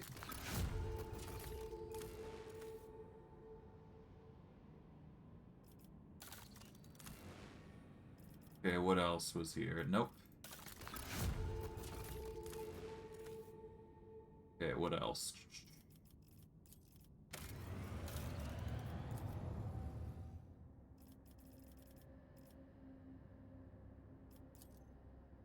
Okay. Gonna save here. It's sad we couldn't get the warp reef, because if you succeed that check, you actually get a bunch of navigator insight, which is something that I've been desperately trying to get, if I could get it. Yeah, here we go. That's a load. But yeah, no, if I can get this, I can get a bunch of navigator insights. And it's such an easy check to do, because it's really nice to increase your rep here. And seeing as how we can do it multiple times here...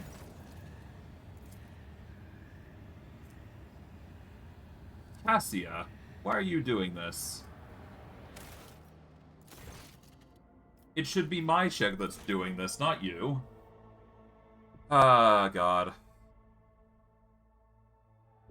Well, I guess I'm gonna have to boost my lore warp here. So, let's open up Cassia here. Let's get lore warp. For lore warp, we need intelligence boosts. So, we'll type in warp here.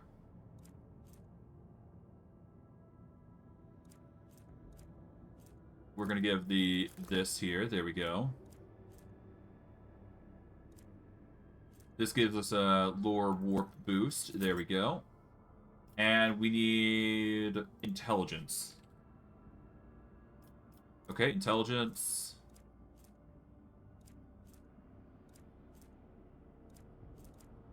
Only one... Okay, we don't need that.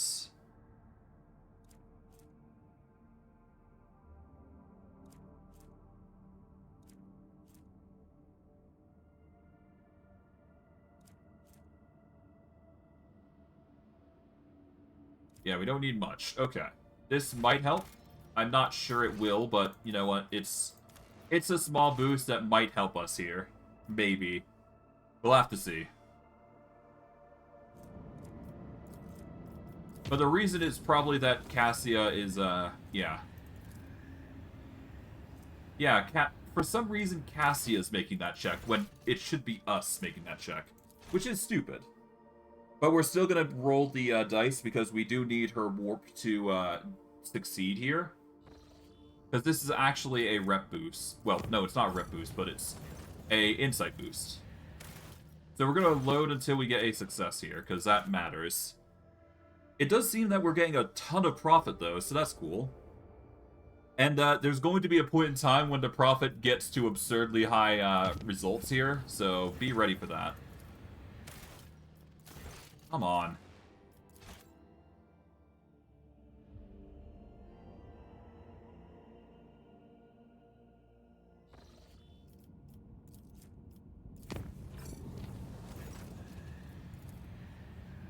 Seriously? It's only a 30% chance, Jesus. Oh well. I hate that we have to do this reload shenanigans, but it needs to be done. The insight that you will get out of this is really good for us. Come on. Come on, game. We can do this. It's just a 30% chance. Probably wasn't expecting to do this today, but whatever.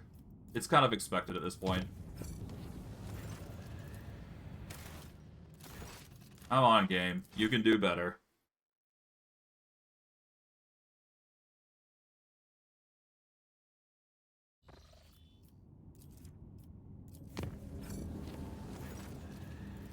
There we go. In doing so, we gain 6 insight, and we gain 20 experience. It's a small boost, but this navigator insight pays its weight in gold, put simply. We're gonna save here. And we're gonna march over to this point here, and we should be good. There we go. Released us from its grips this time. Let's go into colony management, see if there's any projects left over. Done this, okay. The Lost is still waiting. Yep, nothing there. Pure Blood is done. That's good. We will do Earthbreaker, I think? We'll reduce our profit factor and security by 5 if we go Captive Xenos. But it gives us more people. We're going to go Earthbreaker here. There we go. Alright, let's visit this belt, because I do believe this is going to yield some interesting results. So that's why I'm going to be visiting here, and hoping that for the best, if you will.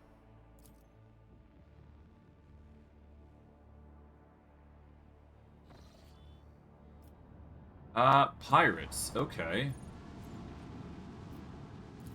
Let's see what these people are doing here. A chase is ensuing behind a stained glass windows on the bridge. Several pirate raiders are trying to catch up with the cruiser, ruthlessly firing salvos at it from their macro cannons. The officers of the Augur crew report they're chasing the elusive Contempt. It's a legendary pirate flagship that has been plundering cargo ships around the Expanse for several hundred years, masterfully evading patrols and escaping unpunished with the loot. Shelby Protectorate, the Prospeculator, the elusive Contempt's captain, addresses you via Vox. In a cheerful, almost affectionate voice, he thanks you for the high-grade resources mined in the Von Valentius extractants, and also for your invaluable assistance in his escape. As soon as they finish their speech, the elusive Contempt swiftly enters the warp, and a powerful salvo intended for his vessel explodes against your void ship shields. Prepare for the battle. They're in for a rough time. A very rough time. If only they knew. If only they knew. Oh well. They don't know who they're dealing with.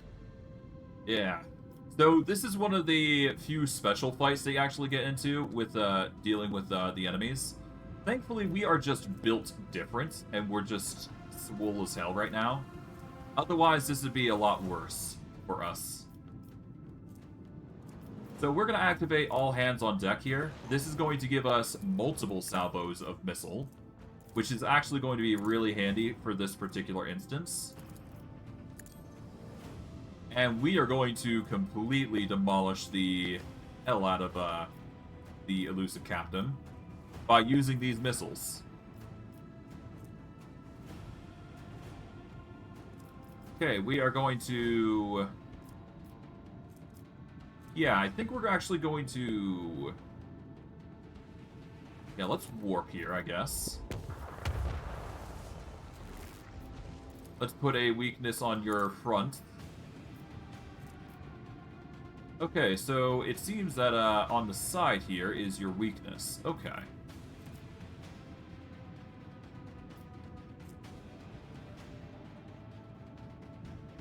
So I'm going to aim for the side here.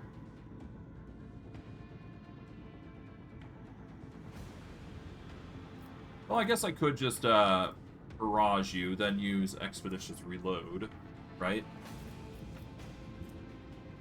Reloads all macro cannons that were fired during acceleration phase.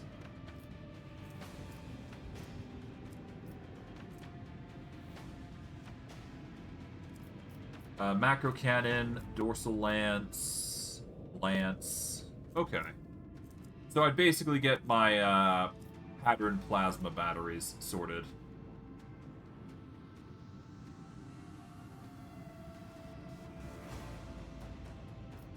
Do I even want to do that? I guess I could go for the Vipers here.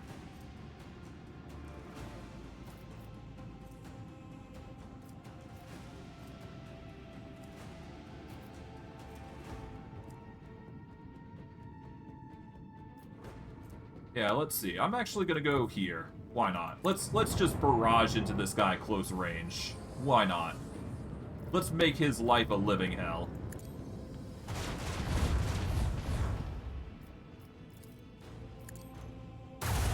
Burn him alive here.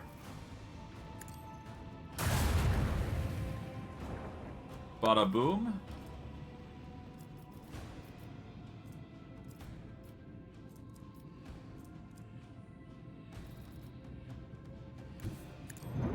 Alright, we are going to shift a few blocks away. We will then shield up with starboard at the focus. And we'll even throw in a torpedo control here, just to increase the speed of the melted torpedoes and put this guy in a very crippling position. Let's see, what are you going to do? You're going to start rushing away.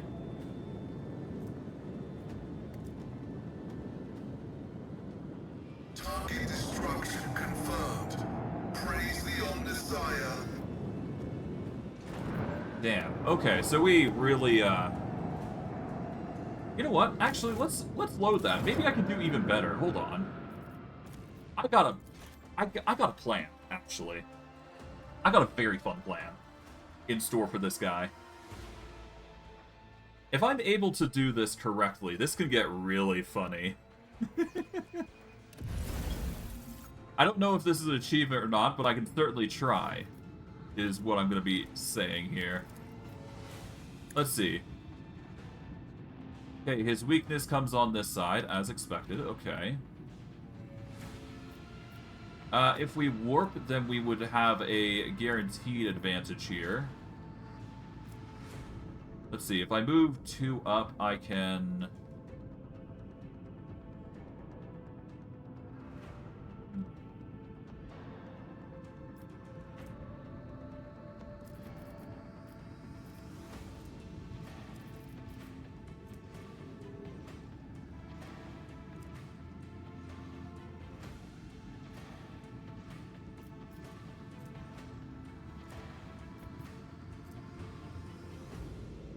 Hello, Secretary. How you doing?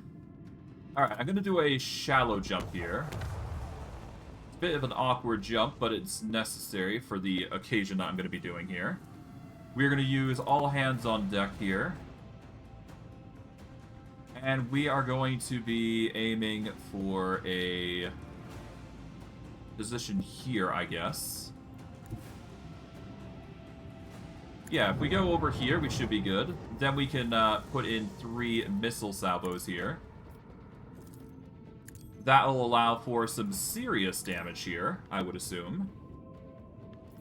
Let us activate torpedo control. Aw, damn.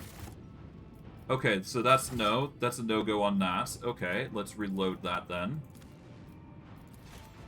I feel like I can deal enough damage to really guarantee the kill here, but we need to really play our part correctly.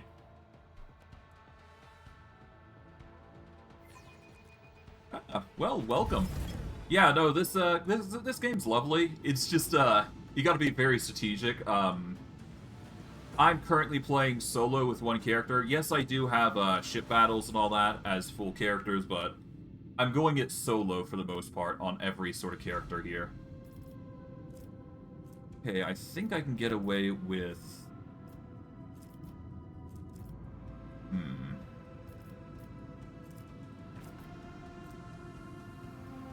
All damage dealt to the weak point is increased by 35%. Only 1 weak point can be highlighted at a time.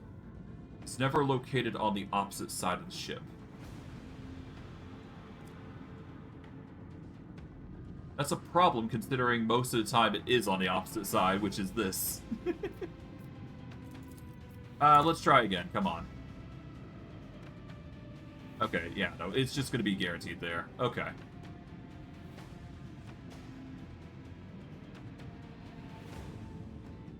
Okay, so if we go here...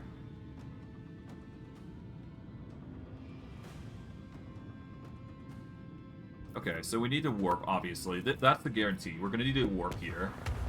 Then we need to go, at the very least, over directly beside him. Preferably, yeah, preferably we want to be here. There we go. We will then blast the ever-living hell out of the elusive contempt from this, you know, broad range here. There we go. Rip them apart. Alright, we'll blow out this side here. There we go. We will use a missile right here. We are going to use a torpedo control here to move it one block over so we don't blow up ourselves. And then we do this.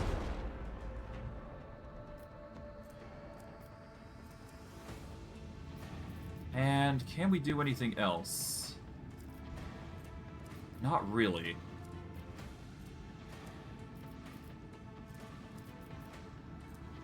Damn, we're so close.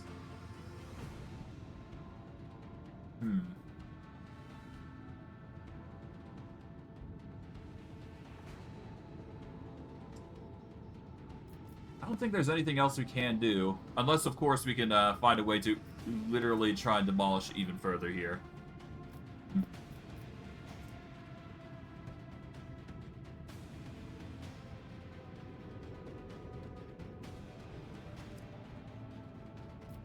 The only other thing I can think of is probably using Warp Wave here, and even then, that would require a loss, right? Well, actually, no, if I use Warp Wave, it deals, what? It deals damage equal to 25 to 30% of the ship's missing hull. Okay.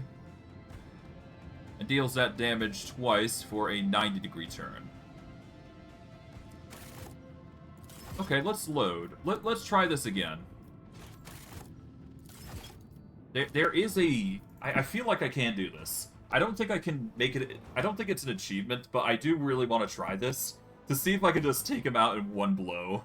Just for the funny. If that works, that's going to be hilarious. Okay.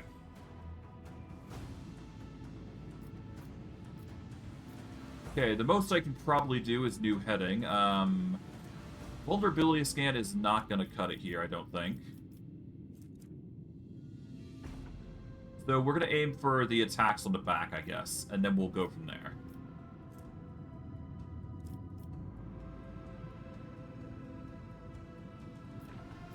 We're going to use new heading here just to give ourselves a proper positioning. I guess we will go with...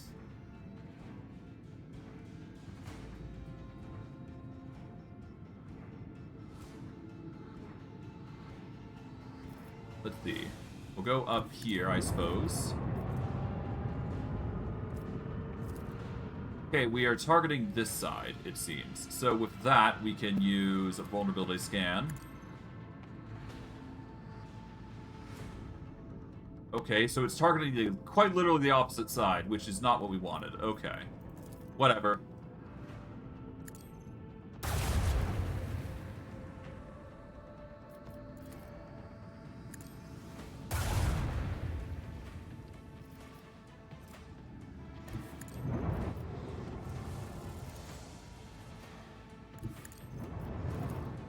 Okay.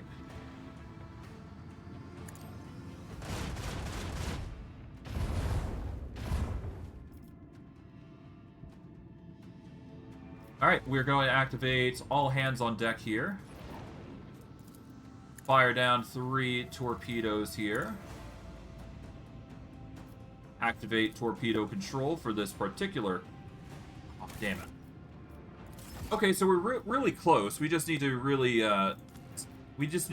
take out the shield, basically. Damn. It's annoying. But I do believe I can take out this foe with one turn. I hope. If done right, I can really abolish this guy completely. Okay. Well, if we move here, that's the most convenient for us.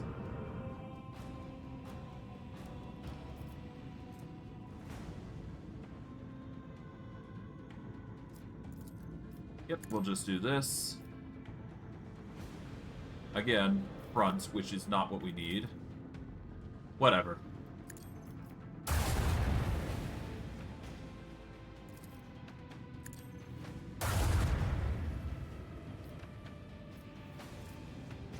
Okay. Go up to here.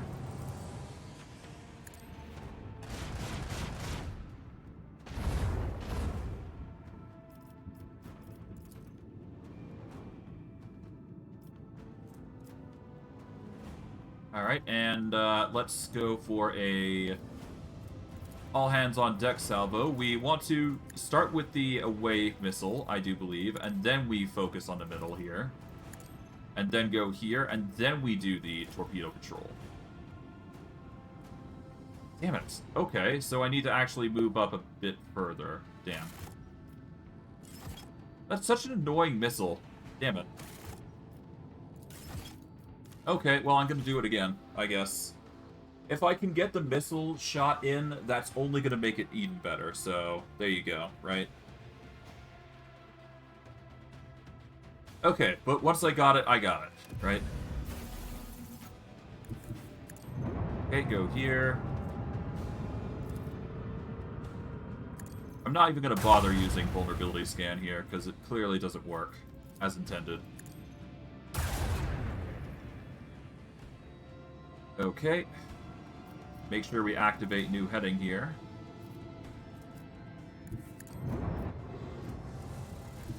Go up to here. Push the agenda here.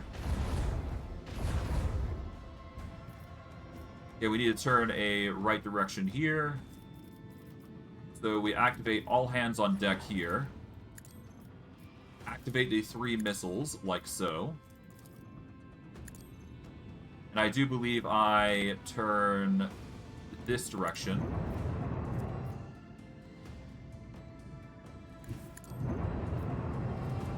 Damn it. Okay. That didn't really help, but that's fine. We do this, we get the melted torpedo here. And we do this. And if we flip the elusive, boom. Nobody survives battle. That is how you do it. We completely demolished the ship before it could run, which is funny. I didn't have to do that, but it's funny that you can do that. Normally normally it's not possible to do that. But, you know, if given the proper opportunity to actually balance it out, you can actually do that sort of fun stuff, so that's nice. Oh, that's good. And now we just got a bunch of Viper-class destroyers summoning in missiles, which are going to be a nuisance, but honestly, we got melted torpedoes up the wazoo, so we'll be fine. Yeah, and we got shields for days, so we'll be fine. That's not a lot of damage from them, so that's good. We can throw some missiles across against them, and then we should be fine. These ones are going to go after this Viper-class destroyer here. There we go. These are going to go after this one. Okay, we're going to just blow these guys out of the water here.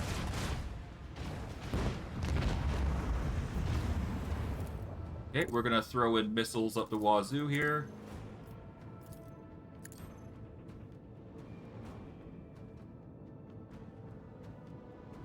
Let's see.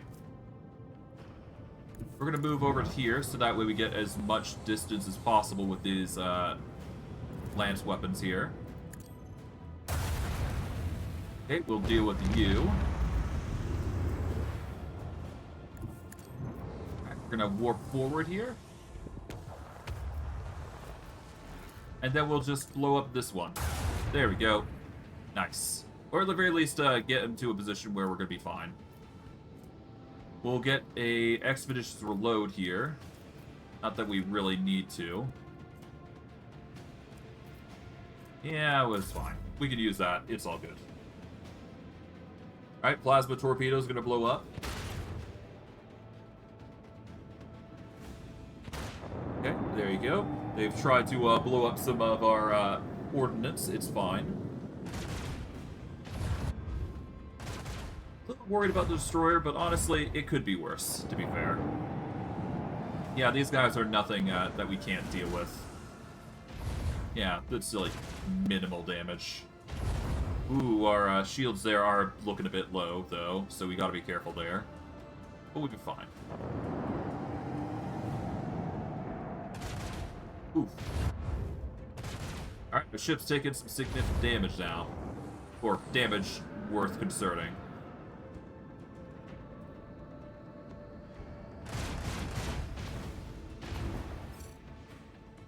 Alright, this missile is going to move up here.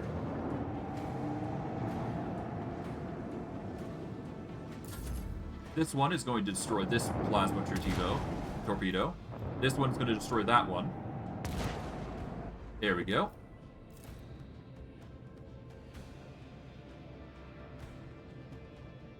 Okay, we're going to blast the Viper-class destroyer here, I guess. There we go. We will deal with the Viper-class destroyer here.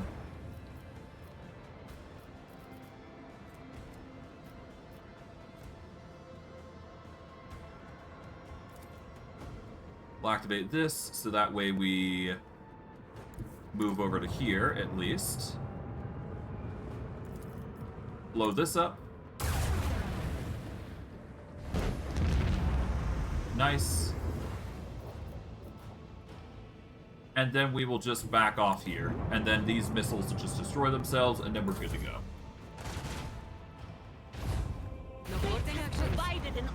Oh, alright, so there is only one more left. That is to be expected, though, given the circumstances.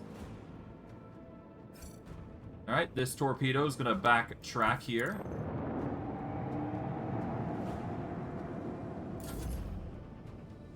We are going to move back here. And we're actually going to restart our shields here, I think. Just to recover our protection there. Not that we need it, but, you know, might as well, right? Okay, missiles are taking its time to get there. They're deciding to try and destroy the missiles, which is respectable, but it's not going to work as they planned. Okay, those missiles have lost their turns. Now it's going to be just an act of us doing as much damage as we can here. Blow up here. There we go.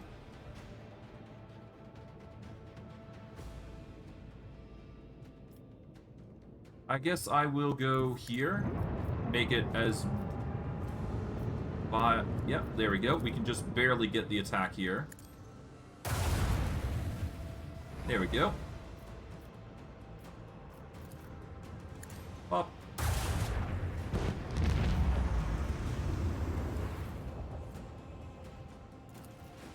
Alright, we're gonna do a warp here. And we can't really do much, but we can certainly put a missile here at least. We'll do a torpedo control here, and then we can just completely demolish those. There we go. Done. Bloody throne! We did And it! that is the completion there. There we go. Nice. We even destroyed the ship that was supposed to run away. The elusive plunderers were completely destroyed in the immediate skirmish. That's how stupid you can get things done. Alright, let's see. Yeah, their supposed journey had come to an immediate end, which is hilarious to think about. Alas, let's see. I do believe the unidentified beacon was the aim for today, or aim for this area, so that is what we're going to go for. The intended goal was to save Aeldari for today, but sadly I think we're going to have to leave that for next stream, I'm thinking. Having already studied the surface of the planet before, the Argos detected a suspicious zone with an unidentified object at the center. It must have been hidden previously by some force field, but now for some reason, it is inactive. Yep. Immediately after the ship approaches and close enough to the planet, the strange artifact from the homunculus' laboratory activates, trying to receive the incoming signal from the planet's surface. The black faces of the prism have been started to emit a pulsating lilac light. The Augur team reports that the source of the signal is a small beacon which cannot be studied from orbit. A group of living organisms is detected around the beacon. Send a scout team to source the signal. A disgusting sight unfolds before the scouts. In a sinister, high-fenced enclosure, hideous mutants crawl and writhe. Hundreds of ugly beasts that, their shape vaguely reminiscent of humans, squirm and on several pairs of deformed arms and legs, incapable of attacking or doing much of anything else beyond crawling in the dirt. The creatures are riven with endless pain which seems to feed the Drukhari beacon at the very center of the pen. A pulsating lilac light flows from the beacon.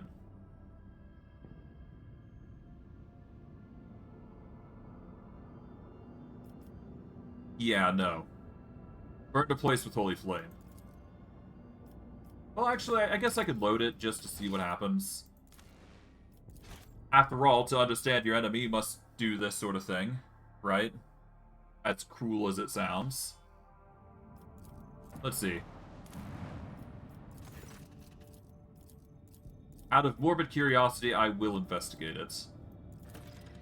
The activated beacon on the planet emits a thin lilac beam, sending out a signal which promptly accepted by the artifact on board. The prism unfolds into many small petals and shows a holographic image of a certain planet and the corresponding coordinates.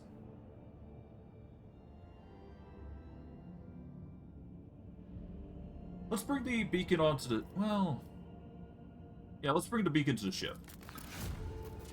In response to the beacon's attempted removal, the collars and chains binding the mutants together suddenly activate, emitting a series of destructive impulses that slowly inflate and explode the beasts one after the other. In nightmarish agony, writhing and shrieking in unbearable pain, the homunculus' victims are finally granted their deaths and long-awaited freedom. Yeah, that's grim, but, you know, it's there, I suppose. Alright, well, regardless, we are one step away from getting to the area that we intended to. I'm probably going to have to save that for next time, though.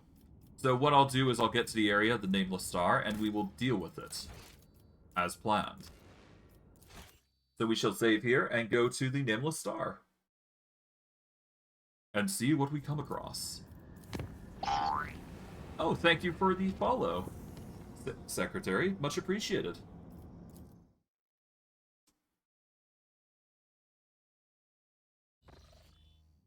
Permission to speak, Lord Captain. The Augur Cruise has registered activity in the orbit of Corza Temer, one of the worlds of the Winterscale dynasty. According to the report, the Emperor's Vow, the flagship of the rogue trader Calligos Winterscale, is positioned over the southern hemisphere. Vigdus's report is suddenly interrupted by Idura's anxious voice. Lord Captain! Lord Captain! This is it, right here, so very close. The quiet whispers. They won't stop. They keep buzzing in both my ears that my little door is somewhere on this world. Alright, calm down. I need to take care of Winterscale's flagship right now. Of course, Lord Captain. I dare not interrupt you any longer. After a brief hesitation, Vigdus's voice comes through the hissing of static once more. Allow me to repeat, Lord Captain. The Emperor's Vow, the flagship of the rogue trader Calligos Winterscale, has been detected in the orbit of Corza's Temper. What are your orders? What information does our Libertarium have on the Winterscale flagship? For a while, the Vox broadcasts only the clicking of Vigdus's metallic manipulators. The Emperor's Vow is a cruiser carrying up to 120,000 crew. Length overall, 6,000 meters. Beam, 1,000 kilometers. Estimated time of service in the Winterscale Dynasty fleet, several millennia.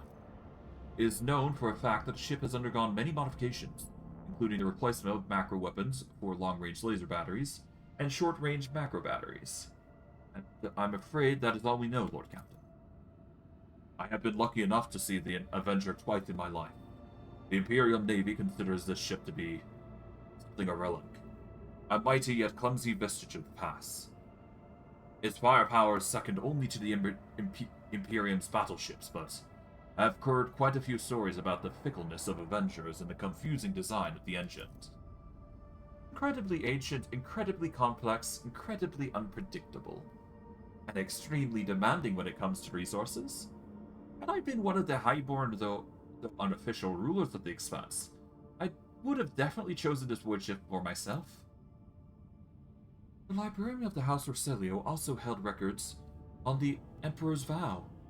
Its most famous owner, to be precise, Sebastian Winterscale, a fledgling rogue trader of great promise, is not known how Sebastian Howe acquired his ship, but Lord Captain Winterscale used it to traverse the Maw and find a new home in the Cronus Expanse.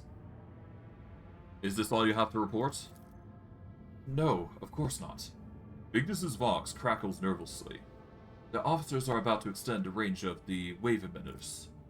In my return of the Chrono, The Vox Master reports again. Lord Captain, the data has been updated. Urza Tamir's largest continent suffered a moderate Xenos planetary invasion. We also discovered wreckage of several Aeldari vessels on the periphery of the system.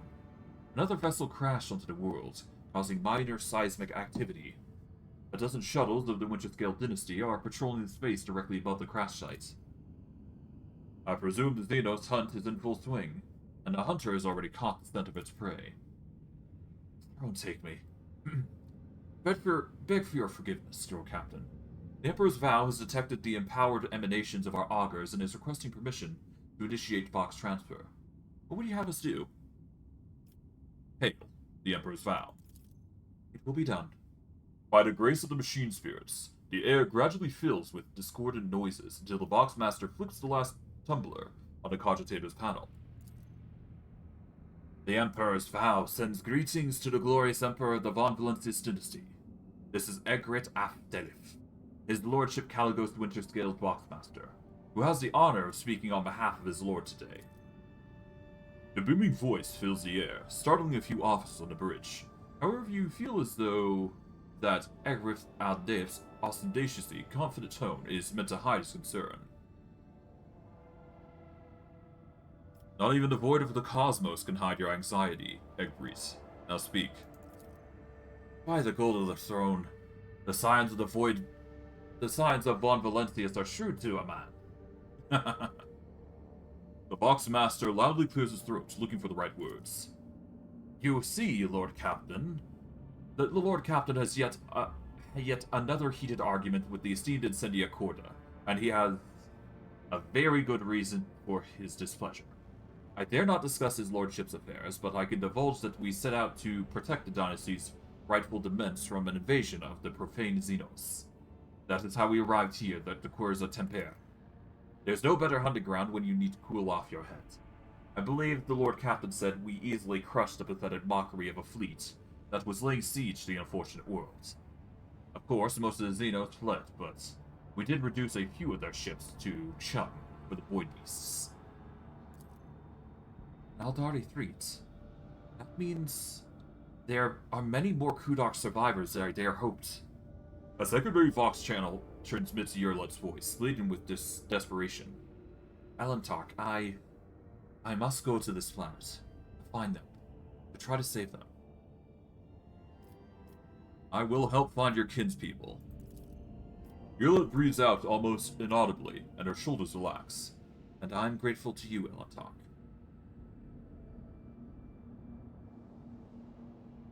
Something tells me this story doesn't end here. You see, your lordship, one of the Aeldari ships crashed on Querza Temper, so the Lord Captain chose to descend and finish off the elusive prey. But he has not been able to find his way out to the local woods for over 30 days now, and this concerns me greatly. Anticipating the next question, your lordship.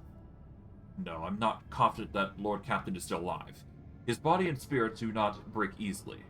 Besides, he's accompanied by Wharton the Grey, who would sell his soul if that helped to keep the Lord Captain out of harm's way. May Assyrian protect his children. We must halt the frenzy of your stellar rival, Elmtalk, or else by Isha's tears his subjects will not escape retribution. I will try and convince Calligos to seek a peaceful resolution to the conflict. Hurry up, Elmtalk, before there is nothing left to decide. How could you not find your master over the course of 30 days? Things are not so simple, your lordship.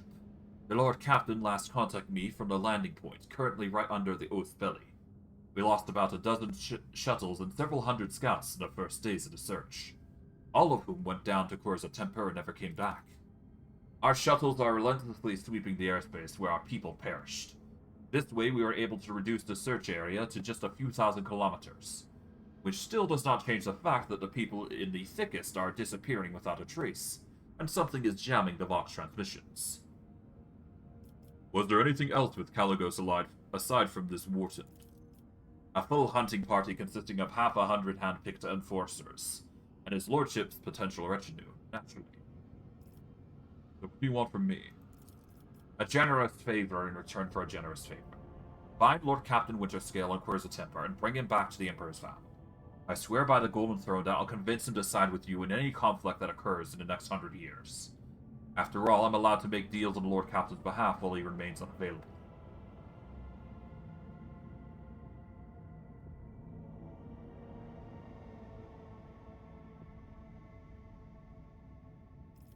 Very well. I do need more allies like Winterscale. Your Lordship, I bow before your courage on behalf of the Winterscale dynasty. The data transfer decree has been signed. My crew will send you the landing coordinates. The God Emperor's grace shine upon you for many years to come. The Boxmaster's thundering voice falls silent, and the machine spirits terminate the connection between the flagships of the two great dynasties. Alright. We will go for the Aeldari shipwreck here, I guess, before we go any further, and we will probably wrap it up for today. We didn't manage to go into the whole Aeldari thing like I had planned for, so that is sadly something that we just had to overcome, but alas. We are going to be going into Curse of Temper next, which is where we're going to be finding some Aeldari, and we're going to seek a peaceful resolution, as we do, because we are a very merciful Iconoclast build. Or, very merciful in the Iconoclast nature of things. But yeah, so far we're doing quite well, I'd say. We've managed to procure a lot of stat boosts on top of everything, so that's nice. We are becoming quite the threat for the Coronis expanse. If it wasn't already obvious, our stats are just absurd right now. We're all in 100s here, which is impressive. And we're only going to get better the more we stay on this course of just being a tank. But I digress. I'm going to wrap it up here. I hope you guys enjoyed today's stream. I know I did. And I will see you guys next stream. Take care, everybody, and have a good day.